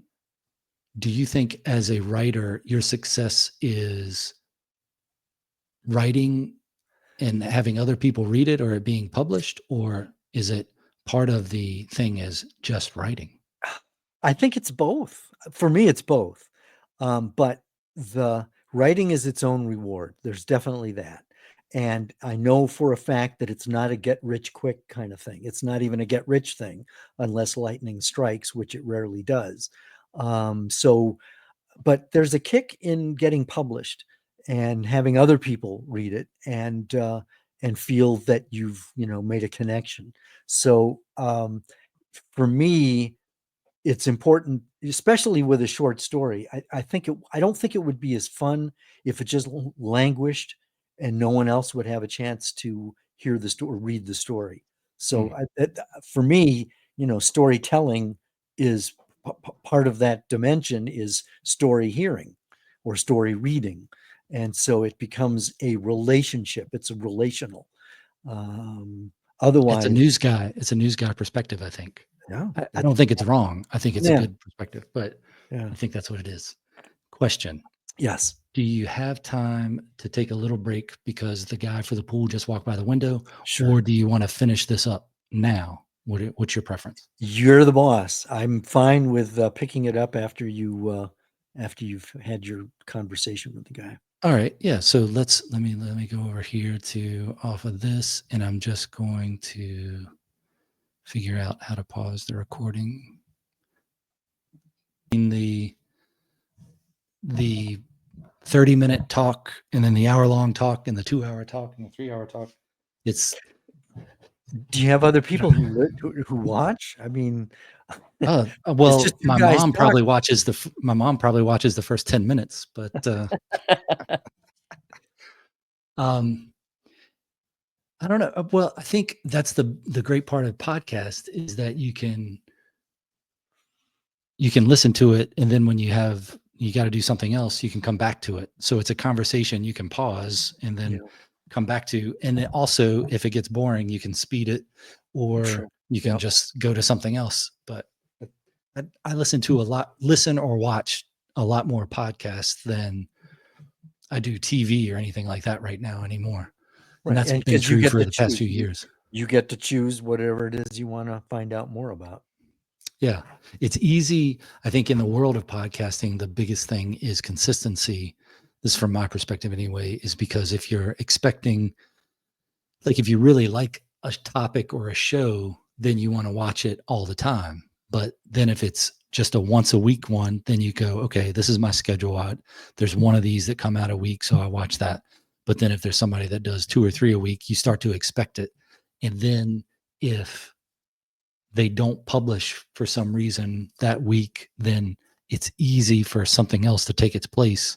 And then you might lose that viewer for that program. Like I watch the Joe Rogan one I do pretty regularly. And then there's like Jason Whitlock and some other ones that they almost daily they release things. And then over the past week, they haven't had things out because of the holidays, which because of Christmas, let's not call it the holidays, but Christmas and New Year's. And it's, I feel like I'm missing out on things because there's been no new shows, but then you explore find some new ones and look at some other topics. So yeah, there are times when I'm talking where you go, man, this is boring. Nobody's going to watch this. And that's when you have to go, okay, I got to remember, this isn't just something I'm interested in. It's got to have that entertainment value. And then you get into that whole thing we were talking about at the beginning about the news being boring, but then you got to spice it up a little, and you got to be careful not to spice it up too much to where it just becomes a 3-ring circus, unless you're doing a show about circuses. How many followers do you have? Oh, I don't know. I've only been doing this for a little over a year.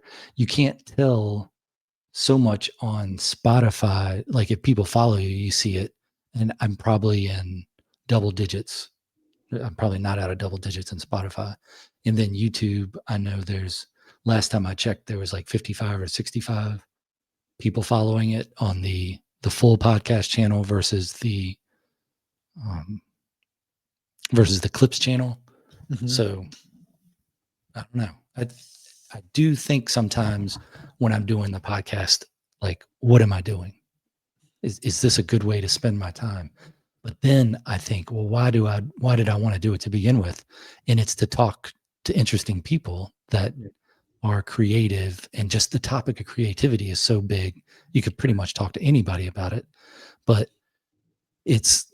that's worth it to me. Like, I used to go to book clubs or writing groups because that's where you meet the strange people, and you got to meet the right kind of strange people. I mean, there's strange people you don't want to talk to, and then there's strange Right. people you want to talk to.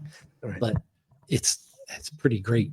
So this is like an expanded version of that. You talk to people that you wouldn't normally talk to, and it would be nice to be in the same room and talk to people, but it's just not to that point yet. If it ever gets to that point and it makes money enough to be able to fly people out, I would definitely do that. Yeah. But I mean, this is pretty good for what it is right now. And Oh, maybe it the really is. The lockdown is reach, what made it bigger. yeah, the reach is tremendous. You can, get a hold of people all over the place. Yeah. So we were talking about success as a writer, like Yeah. what you deem a success as a writer. And when I think about, to me, when I say writer, I think about a person that writes books.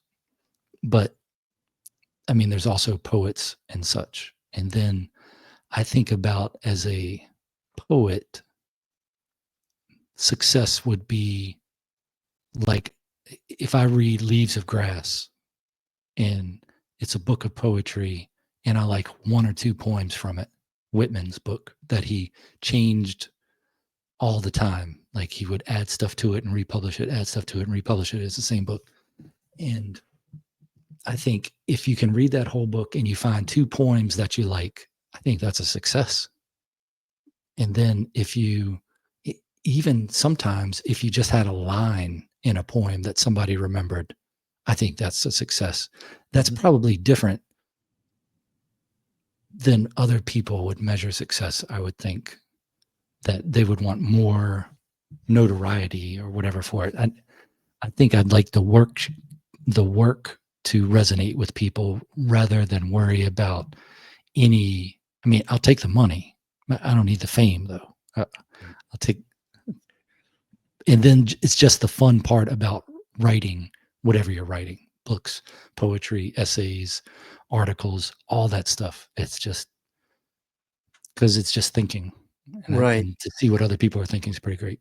It's the success. Somebody asked me in a different interview how I define success, and I had never been asked the question before, and I kind of made it up as I went, but it seems to make sense to me. And that is, it's not fame, it's not fame, and it's not money. I think fame is a trap, and that that can be a real burden, and money, if that's important, chasing it is I don't think would be fun. Yeah. And so that's where what the creativity, the act of being creative can be successful.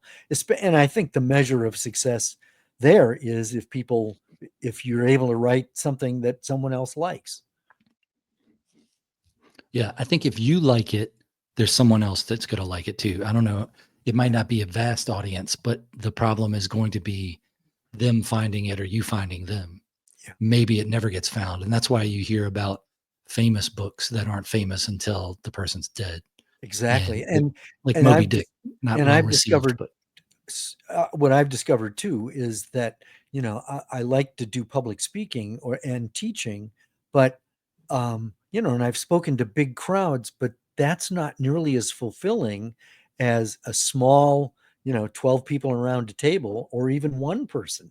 In fact, the bigger the group, the more superficial the communication can be. And so I find it a success.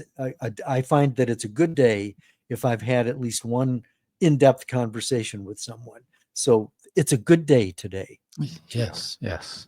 I would, it's like writing, where I go, if I get, however I'm measuring how much I want to write in the day, topic, time, or word count, or a poem. Like, I would trade a day of writing on a book, like 3,000 words, for a couple stanza poem, just because that's how I feel about poetry right now. But the that's what makes me feel like a writer. It's not whether you get paid for it. I'll take the money, but I mean, I'm in a position now to where I can write and I don't have to worry about money because my wife. But and you just go with the situation you're in. So that's great. When people say, "Do you make enough money writing?" I say, "I make enough money that I can live like this." I guess Yeah. so. I'll Well, keep I living go like this. and I'm thankful for Social Security. Mm. But I would trade, as I said before, a day of writing a book for a page of poetry. And I like talking to other people, whether it's artists or whatever, and you see that connection of I, I maybe don't understand it as much if I'm talking to a person that does sculpture because I'm not a sculptor. Yep. But when I talk to poets, I can feel that same creative thing. Like I'm understanding what they're saying that maybe is not put into words. And with writers, I can feel that too. So that's why I think I classify myself as a writer poet. So then I There's feel a like I have to earn it every day by writing. there's a poet that I just shared the stage with in Virginia, I think it was Lee Hinton, and his first name is spelled Hinton, Lee Hinton, and he's written some. I'm reading his book on cotton, I think it's called, or I can't remember if that's the actual title, but uh, that's sort of the theme that runs through it, and it's very profound. And I'm not a poet, and I don't always like poetry, but this is very accessible, thought-provoking stuff. He'd be a good guest for you to get. Okay. I'll look into them. The As far as poetry goes, there's all different types, just like different types of writing, even though I know poetry's writing. The I mean, my poetry now is more strange than anything else. I would say it's free verse. Mhm. And when I read it to my wife, she says, "What?" So, but Right. when I read it, I go, man, I understand exactly what it makes me feel like. I might not understand because you can come back to it years later and read it and get a different read out of it sometimes, or you get that perfect feeling you had the first time and you go, that's it. That's what it is to me. And And if I knowing other poetry can do that, like I can read "Oh Mio Life" by Whitman and go, wow, man, I really like it. Anytime I read it, I really like it. So that's pretty great. Well, and I've kind of found the same thing with short stories. Before I started writing novels, I figured, I'll write short stories, and that will then, if I when they get published, I'll reward myself by writing a novel. And the short stories, I was pitching to literary journals, and the stuff I was reading, it was like, what? I mean, my kind of journalism writing is it's got to be clear, and a lot of these Mhm. were ambiguous. The endings were like, what? Mm. And so I kind of gave up on short stories for a while. But now that I know I write, crime type stuff, there are places where, the writing is supposed to be coherent, and there needs to be some sort of an ending. So I'm a slow learner, I guess you could say. I look at short stories a lot as pieces, the anatomy of a bigger story. So to a writer, whatever you're reading by someone is bigger than you'll ever know as the reader. The writer could probably talk about things much longer, about backstories and things they thought about that either were in it and then didn't make the final cut or never got written down. It's just something in that area of I'm writing because I'm thinking about writing. Then that's pretty great too, to think that exists out there. And then in every reader, probably backstories that the writer doesn't understand. So it's different to everyone. Right. But I do like a story that makes sense, just like I like a good report. Yeah. And in poetry, I think for me, it's more of the feel of it than the idea, the tone and pitch more than the words. But if you can pick up on that word every now and then. It's kind of like a speedboat across the water that's just skipping. That Mhm. every now and then you can pick up something and you're like, yes, that makes sense. That makes sense. It might be something totally different than intended, but I think that's just the nature of how creativity expresses itself.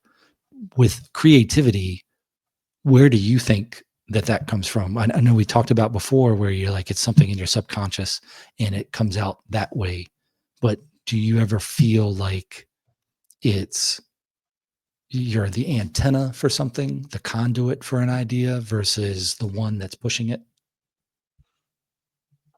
Boy, I've never really thought about that. I don't know if there's a difference, quite frankly, unless you're, getting spiritual on me, um, because that's a whole different kettle of fish. But I think, there could be some transcendent thing going on as well sometimes. Uh, I, I think that, I mean, we talked about religion earlier, and I think that and maybe a discussion about religion and about creativity, the more we analyze it, the less mysterious it becomes. With religion, the more we articulate it, the more we're putting, God in a box, and the more we talk about creativity, the more inaccessible it becomes, because we're overthinking it, we're intellectualizing it.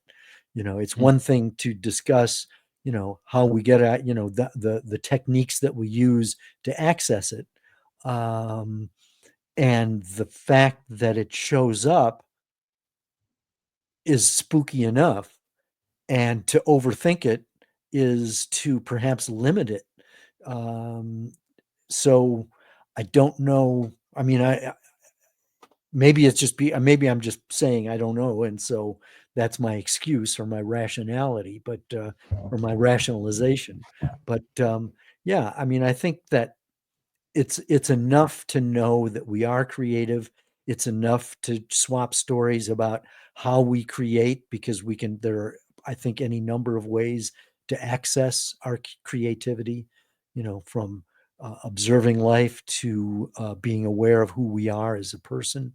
Um, so I would imagine that, creativity is also, there are infinite possibilities of um, understanding and accessing it. How's that for a non-answer? I like it. I like it. It's good. It's a good news guy answer. We're gonna have to come back to that again. On the That one hand, on the other hand, I think if there is a God, then God is the ultimate creator. yes, So of course, if we're created in God's image, or if there's a God and God created us, we're more than just chance.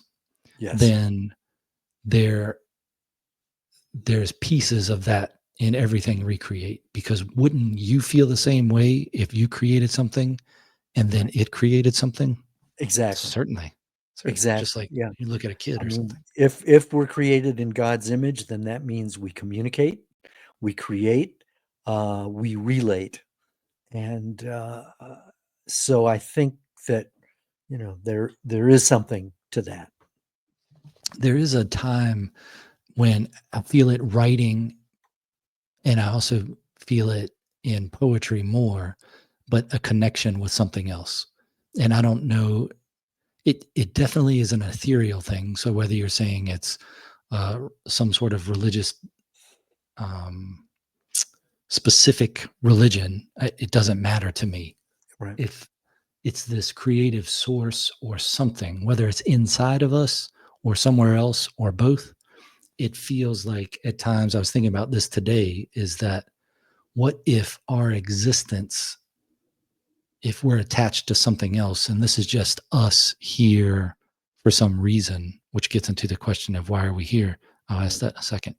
The the idea of those boxes that have gloves made into them, so you have to handle something that's caustic or whatever in an environment that you don't want to mess up for whatever reason.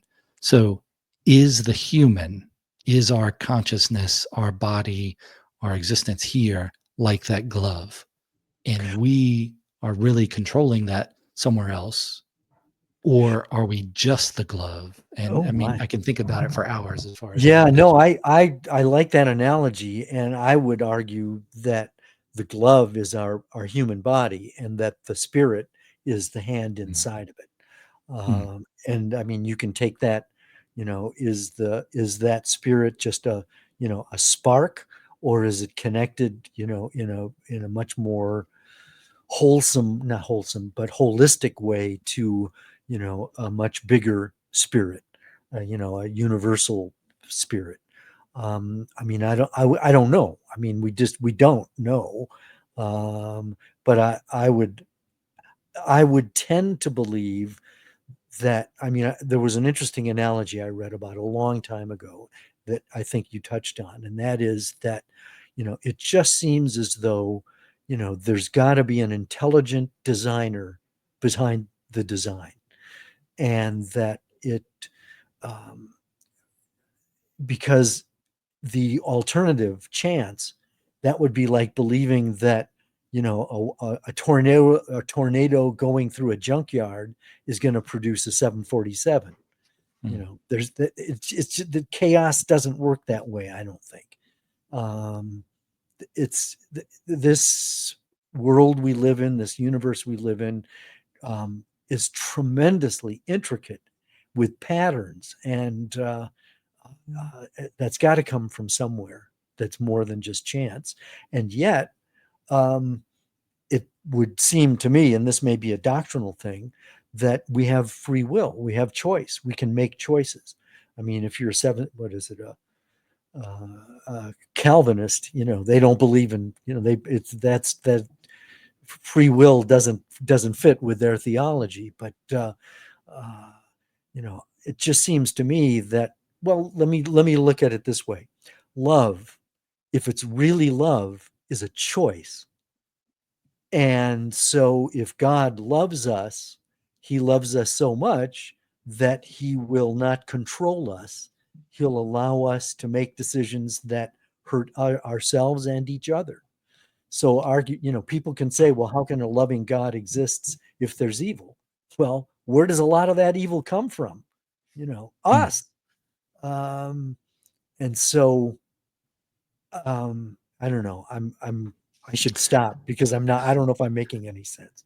Now I like it. I'm gonna have to think on that. It's a broader topic to think of it, the idea of it like that. I think that the reason we're here is for the perspective and experience. And if we are all one, if you're going to go with that school of thought of we're all from the same thing, everything is one together, Mhm. then how would you ever experience the things a human experiences? Yes, if you're going to say God's all powerful, God can do anything. Okay, I'm not arguing that. But how would you know helplessness and fear if you were all powerful?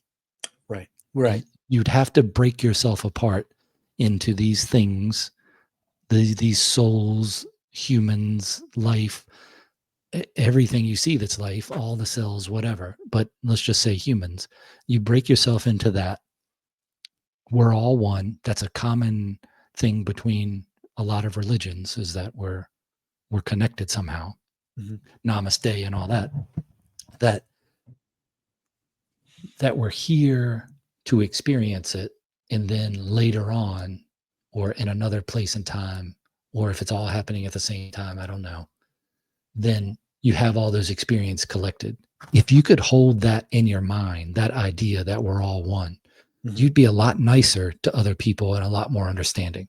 Yeah. But I'm not sure you get the feelings of pain, helplessness, love, the highs and lows of being a human if you held that in your mind all the time. So maybe we're not capable of that. So you that is how God understands the feeling of fear. Because you can say, well, God's all powerful, God can understand anything. Okay, this is how. Here's the mechanism of how. Mhm. So then when you're talking, or when I'm talking to more religious people that talk about the existence of life, or our existence is to glorify God, Mhm. then I would say, well, what is that? What is glorifying God? Right. So I think perspective, understanding perspective and living through things and having feelings is glorifying God in that sense. You're adding to the database of what it feels like. So if Yeah, at right. some time we're all back together and then you go, oh man, I shouldn't have done that to that person. That's me. Yeah. Or now Yeah. I understand that feeling. I understand that feeling. I understand that feeling. That's why there's good and evil in the world. That's why there's good and bad things that happen, and why God doesn't stop it is Right. because that's the reason you're here for that. And I think from the Christian perspective, maybe depends on what denomination you're talking about, that it's more of suffering. That's the reason for life is suffering. Well, I could have that conversation too, because then that's why you're here. That's the glory of God is you suffering, you seeing how that feels because God is collecting that information, not knowing how it feels. Whether we're all part of us together, make up God, or whether God is outside of us, we're not pieces of God, but creations of God only. And somehow God understands it through us, whichever way doesn't matter to me. I Mhm. understand that I am human and there are things that I cannot understand Right. because I know when I think about some things, it makes my head hurt. Usually it's math, but there's other theology that makes my head hurt too. So Exactly. then I think that's where you get to that gray area of you can't hold it in your mind long enough and function in life. Like I read a book 20 or 30 years ago about black holes, and I couldn't talk to anybody while I was reading that book because my mind was thinking about black holes all the time and it made work difficult. So I would just have to sit in a room and read and think. So yeah, there's all types of people out there, and that's what it takes, I think. Yeah. That doesn't Yeah. mean I like the idea of the pain and sorrow, but it doesn't make me curse God for existence. It makes me more thankful for existence. Right. And I like what you said too about, being able to be empathetic and realizing that, we tend to other people and, a lot of those differentiations are artificial and that, once we boil it all down, there's that common humanity. And that's not the same as saying that we're all one, but that we are all able to or should be able to um, empathize and connect with other people. Yeah, and I'm okay with the idea of saying we're all one, thinking about that, and also thinking no, we're not like that. It's something different. That we're just the small creations of things. I'm okay with either way of that because if there is more to this and when we die, we understand more, whether it's continuing a journey or whether it's the end or the beginning. I don't know how you would talk about it, but Mm. I'm okay with being wrong and God saying, nah, you had all this wrong. Yeah, This is what it is. And you go, oh, yeah, well, how come I didn't? Oh, well. So I'm not going to go out there and preach to people about a certain idea and say we should all get the same shoes and right, cut off our organs and kill ourselves because a comet is coming near us. I'm not going to do that. right. But I mean, if we're all one, then we're going to understand that perspective later on anyway, because that's collected there already. But Exactly. Yeah, good it's point. interesting to think about it that way. But with writing, I do feel a connection to somewhere else. And oftentimes I think about, is it another dimension, another world, another existence that's communicating through us, or that we're tapping into, or that's like us and we're just in this middle area that neither one can cross over? So we're just seeing those little skips of understanding. And I feel that much more with poetry than regular writing, but there are times regular writing that I go, wow, I didn't know that character was going to say that or that the story was going to take that twist. I Right. can tell when I'm pushing the pen versus it's just writing itself, so to speak, when you get in Yeah. that zone. Yeah. So I wonder, what do you think that zone is? Well, it's a zone, and I think sort of back where we started, it's hard to put it in a box to look at it. I think it's more of a way of being and a way of experiencing, and that it happens, and understanding it is less important than experiencing it. Okay. I like that. I like that. I'm keeping it short because Mm. otherwise I'll just kind of blab on, and I'll make less and less sense the more I say anything. Well, that's how you get to the good stuff. And I don't then know. you're ready to start open verse or free verse poetry. Right. But here's the thing. It's one thing to do it on paper or in your computer. It's another to do it in a live conversation that others are going to be listening to. And I haven't had a chance to really be coherent about it, to kind of look at it objectively and go, does that even make any sense? It's sometimes I think, will this be like the background in Groundhog's Day, where he woke up every morning to the same morning show and they're saying the stuff, and then this will be the background that's going on in a movie, just to have the chatter of something going on. That'd Yeah, be I mean interesting. the Groundhog Day concept is great. I mean, has to repeat this. He's doomed to repeat the same day over and over again until he gets it right.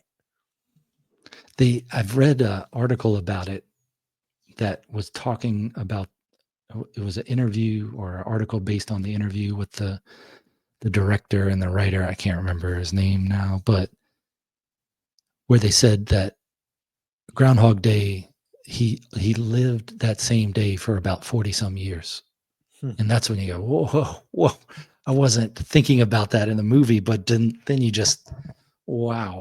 Well, and I mean, that reminds me of. I mean, I write as a woman, and there's a superficial reason, which is the reason I thought for.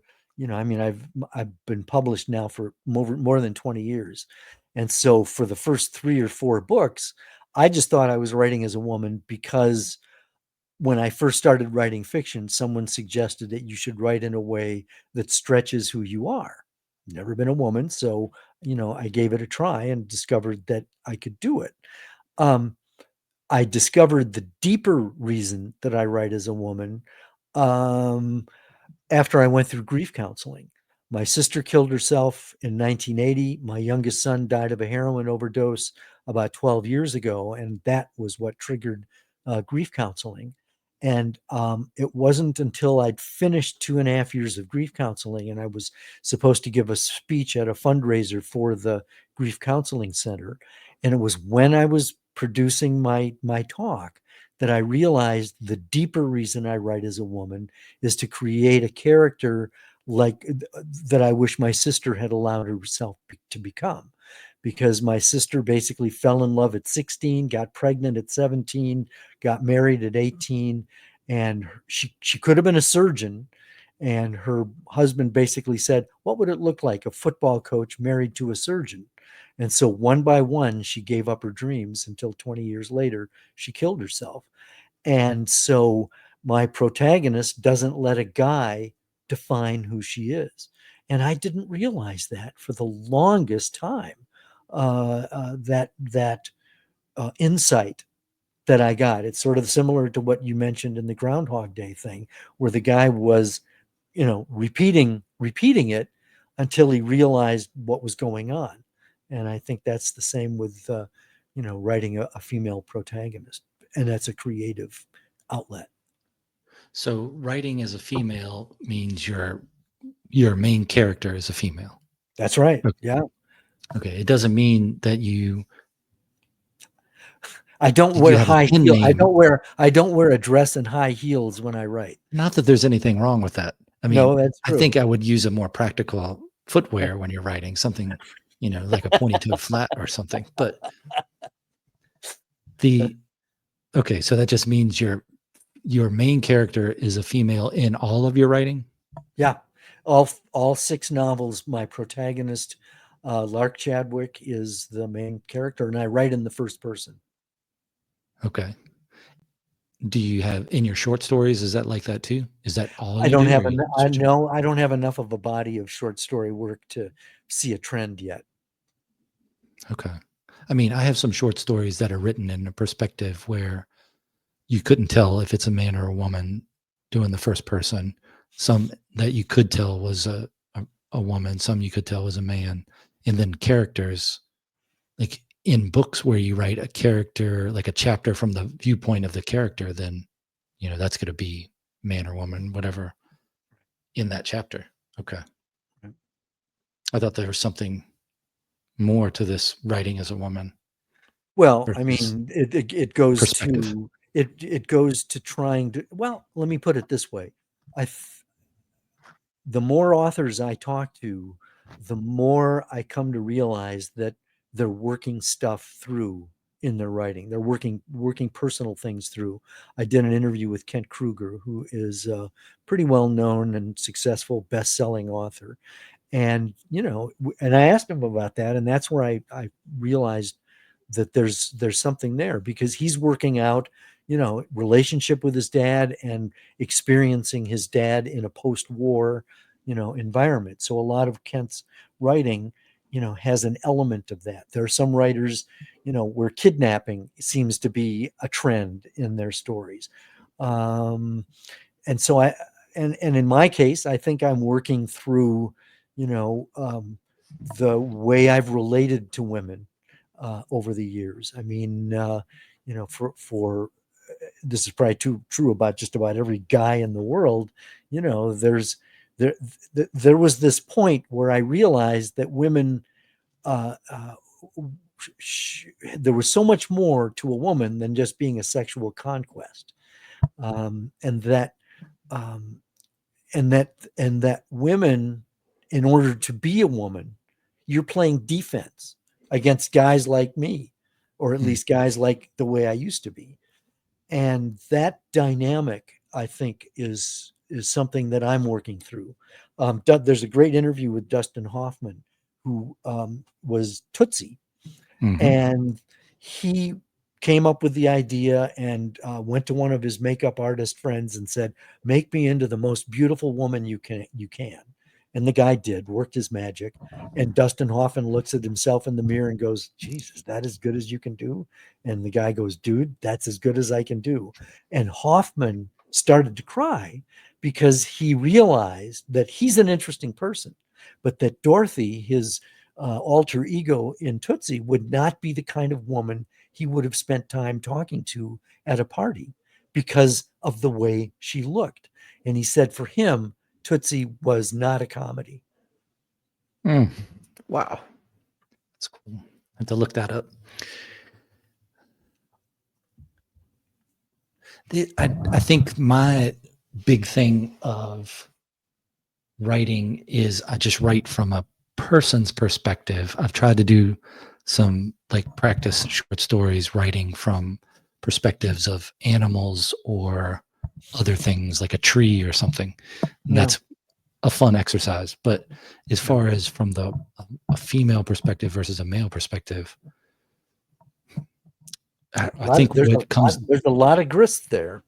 yeah, I have to think about that more. I think the biggest thing is vulnerability, Yeah. but I would feel that as a male too. And I think that's kind of influenced my life growing up, is not wanting to be able to be picked on or whatever, to not be vulnerable. And then it took a while to grow up to be 6 feet, whatever. And then you have the training that you do, whether it's martial arts or other training that you do, so you can feel less vulnerable, with still the understanding that anyone can get beat up at any point, anytime during the day. Well, It's a what you're lot of saying luck and surprise in there. what you're saying about vulnerability, I think, is key here, because in my experience, and I certainly don't want to make a generalization, but in my experience, it's the women in my life who are more willing to be vulnerable, who are more willing to talk about their emotions. They're more articulate about their emotions, as opposed to the guys. And again, I don't want to make a generalized statement, but we grew up. Feeling that to show emotion is weakness.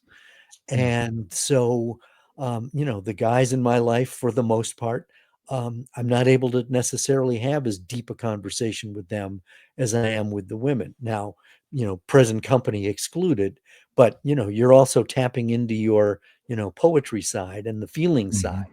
um, but I think you would agree that as a state trooper, you know feeling touchy feely stuff was that was quicksand. That was a minefield that could get you killed, or at least could get you your partner might not trust you as much or whatever. um, Yeah, I have to think about it some more, but I'm fortunate to have a lot of good role models in life, men and women.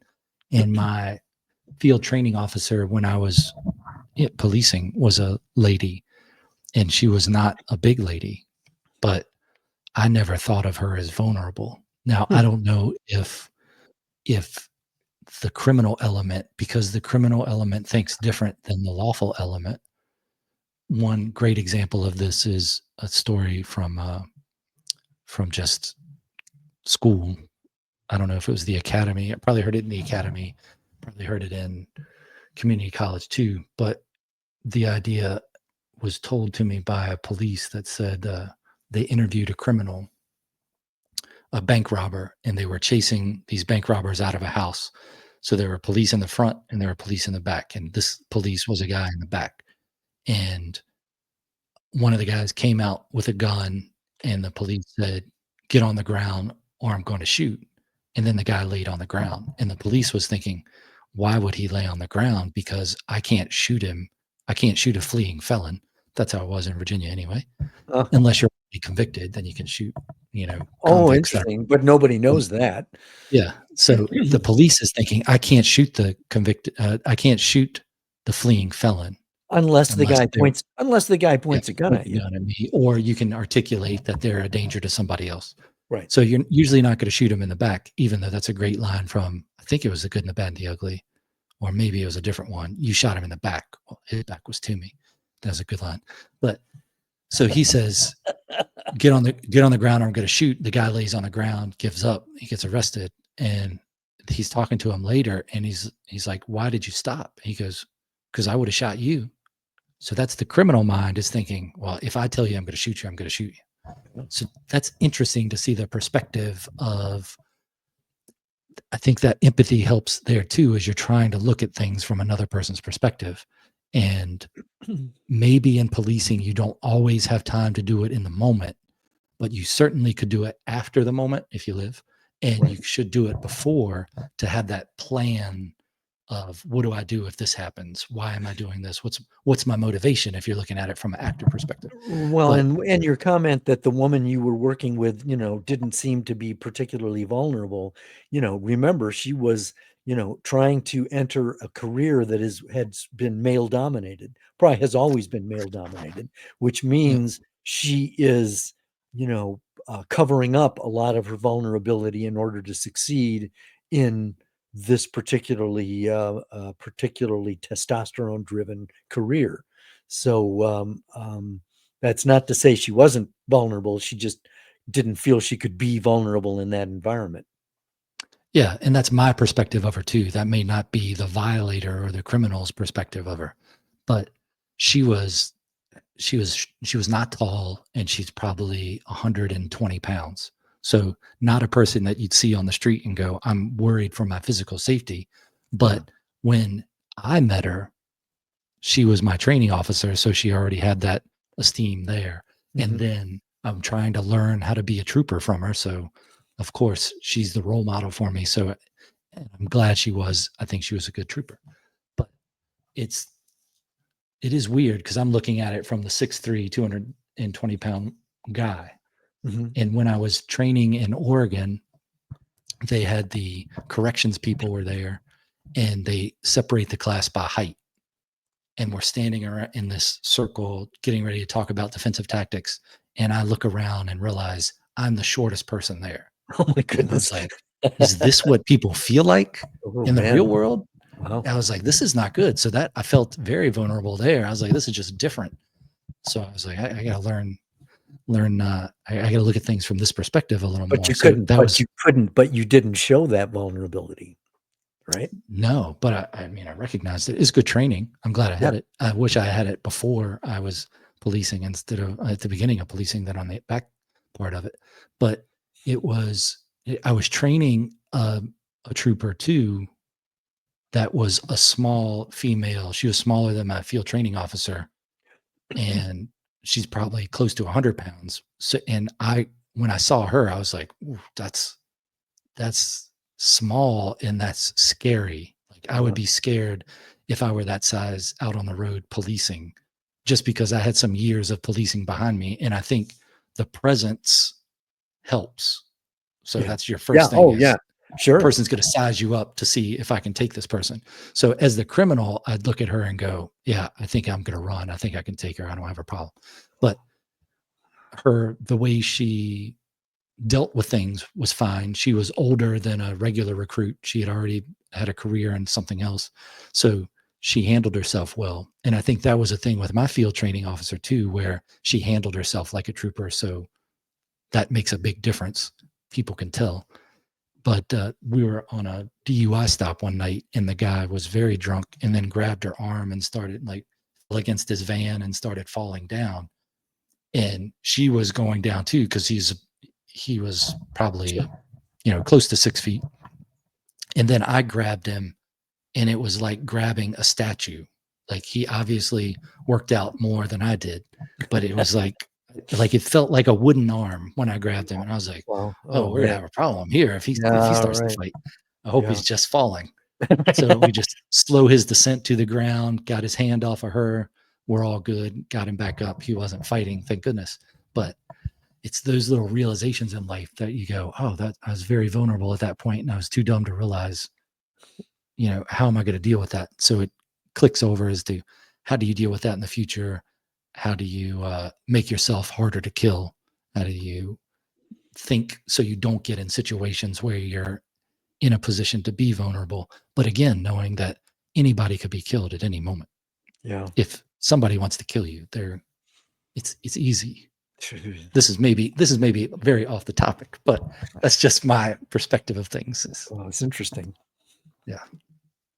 So,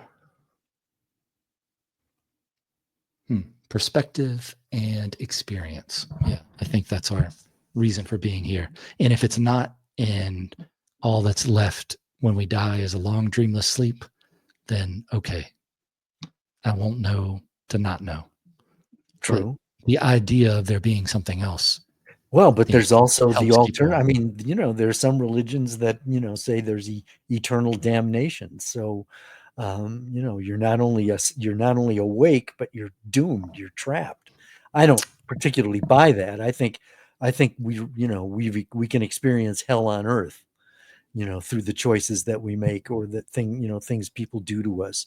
I think that this is perhaps this experience is where it's sort of the crucible where where our soul gets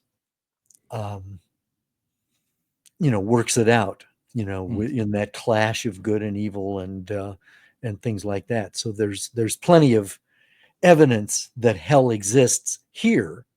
We don't need to speculate about the hereafter, because that's going to take care of itself. And what's relevant for me about religion is not the "oh, you're going to hell" argument. It's how can you live a life of integrity that accepts the harsh realities of life, the sadnesses, the injustices, and things like that. How do we as individuals respond in any given situation? How do we choose to live? How do we choose to respond? How do we choose to proact given a set of circumstances? And so, the hereafter will take care of itself. There's plenty to navigate in the here and now, and that still leaves room for the transcendent, the divine, and the mundane. Yeah, eternal torment doesn't sound good. Right. But I think the solace I would have in that is, if there's eternal torment and I end up there, at least I know there's somewhere that's better. Like it's not worse. Like like living as a human was better. Yeah. So this eternal torment might be unless this is the internal torment. George, George Okay. Carlin put it in, perspective nicely. He says, we believe in a God who loves you, but if you transgress, you're going to hell. You can't have it both ways, I don't think. To me, from the religious side of things, of God and not God, or God and hell, it would be hell is living in the absence of God. Because Yeah. if there is this great being out there, I don't need to be stuck with hot pokers. You just tell me you're not going to There's, be with God anymore. yeah, Oh, that's it's just meaningless. Yeah. that's like your parents saying, "I'm very disappointed in you." Oh, Right. what's worse? What's Yeah. worse? I'd rather Or there's no just teach Santa me. Claus, that's that can be a real traumatic experience too. I mean, I'd hear argument for there is an actual, maybe not a Santa Claus like we think of as kids, but obviously the stuff still happened. So Mhm. whether you're reading The Sacred Mushroom and the Cross, the origins of the idea of Santa Claus and people coming down the chimney with magic mushrooms, or you're just saying Santa Claus is real because it's your parents, I think that I like that argument. It's Yeah, just, something bigger than yourself. yeah. With teaching, how'd you get involved in doing the writers' workshops and things? That's kind of interesting. My mom was a teacher, but she died before I did any teaching. Um, so I think she'd be kind of surprised that this is a direction that I've gone in. Um, One of the things that I discovered is once I became a published author, I would go to writers' conferences and people would say, "Here's my 150,000 word tome. Give it a quick read and tell me what you think." Mm. And so people, and of course, with me, there is no such thing as a quick read, and it needs work isn't really particularly helpful. So I learned to monetize it because I taught myself how to write and how to write novels, and I went to writers conferences and took classes. um, I'm able to deconstruct the process so that I'm able to help others do it the way I did it. Or I shouldn't say it that way, because I don't try to teach a routine that everybody should adopt. I try to facilitate their own creativity and at the same time help them understand what the dynamics that are in play of writing a story, structure, dialogue, those kind of things. And so I guess I got into teaching when people would ask me questions about how to do, what it is they wanted to do. And I found that I've come up with something like 16 different writing workshops that I can lead, that I do lead at writers conferences, writing centers. A lot of these are online. Um, one-on-one writing coaching, just being responsive, to whatever it is that a project that a person's working on. So it has evolved basically from learning it myself, doing it, and then responding to other people who are, in the same boat or who have been in the same boat. I like it. It's the same idea in like classical painting, where I don't know if it's called cotillion or that might be the wrong word, but where cotillier, whatever, where there's different ways to do photorealistic painting, and you could be a painter your whole life and learn a couple different ways to do things, how to make an eye look glassy, how to do skin, how to do hair.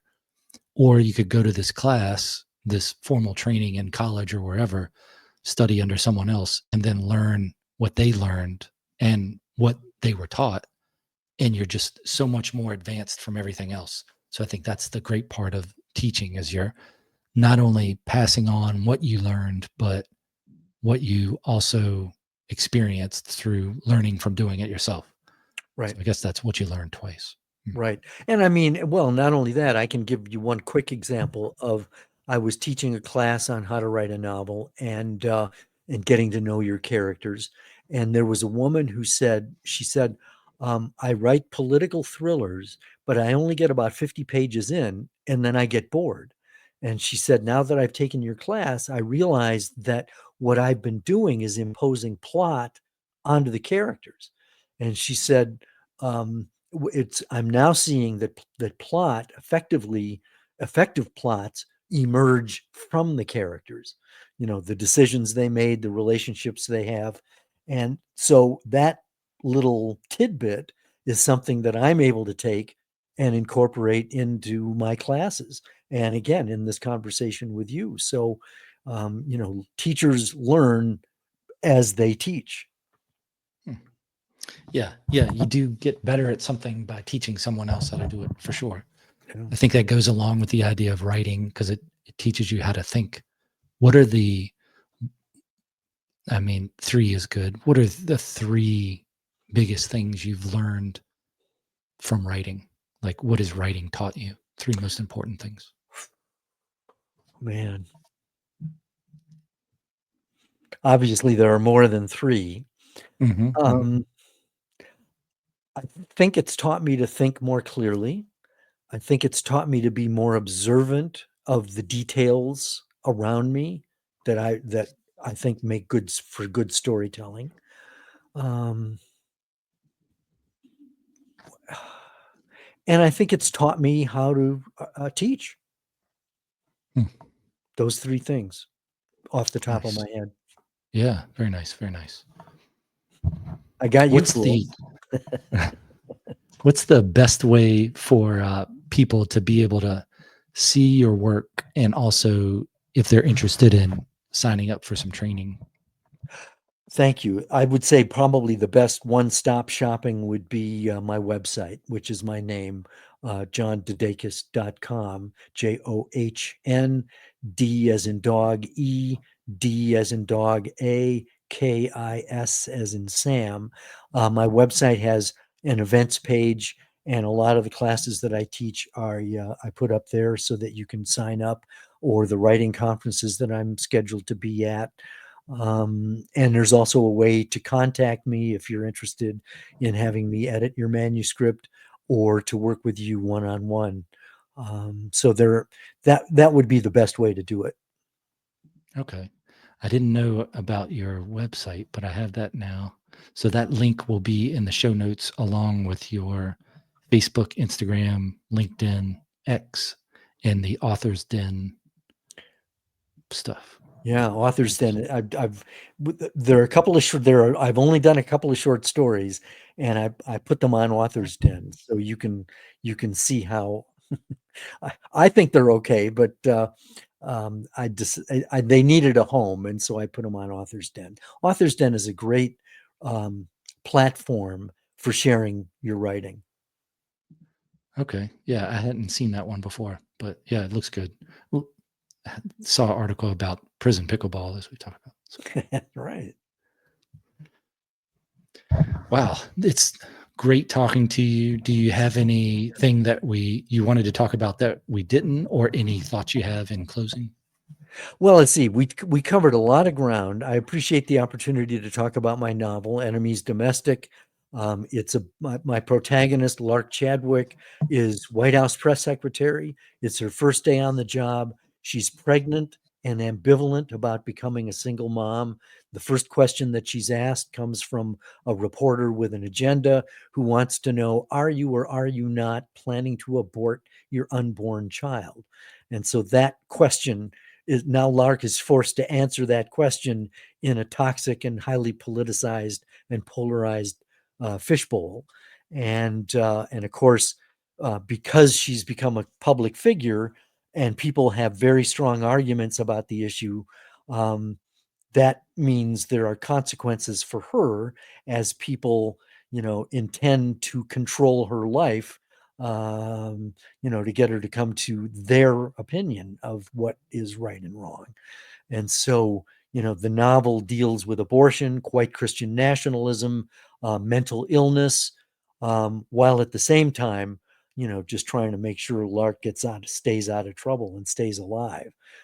So that's the most recent novel I've got, but all of the novels deal with journalism as a backdrop. She's a White House correspondent in two of the novels, and the first one shows how she gets into journalism in the first place. So just being able to talk about the novel and some of the stories that I've written or novels that I've written, I think is important. And I appreciate the opportunity just to, let people know that I'm available as a writing coach or manuscript editor.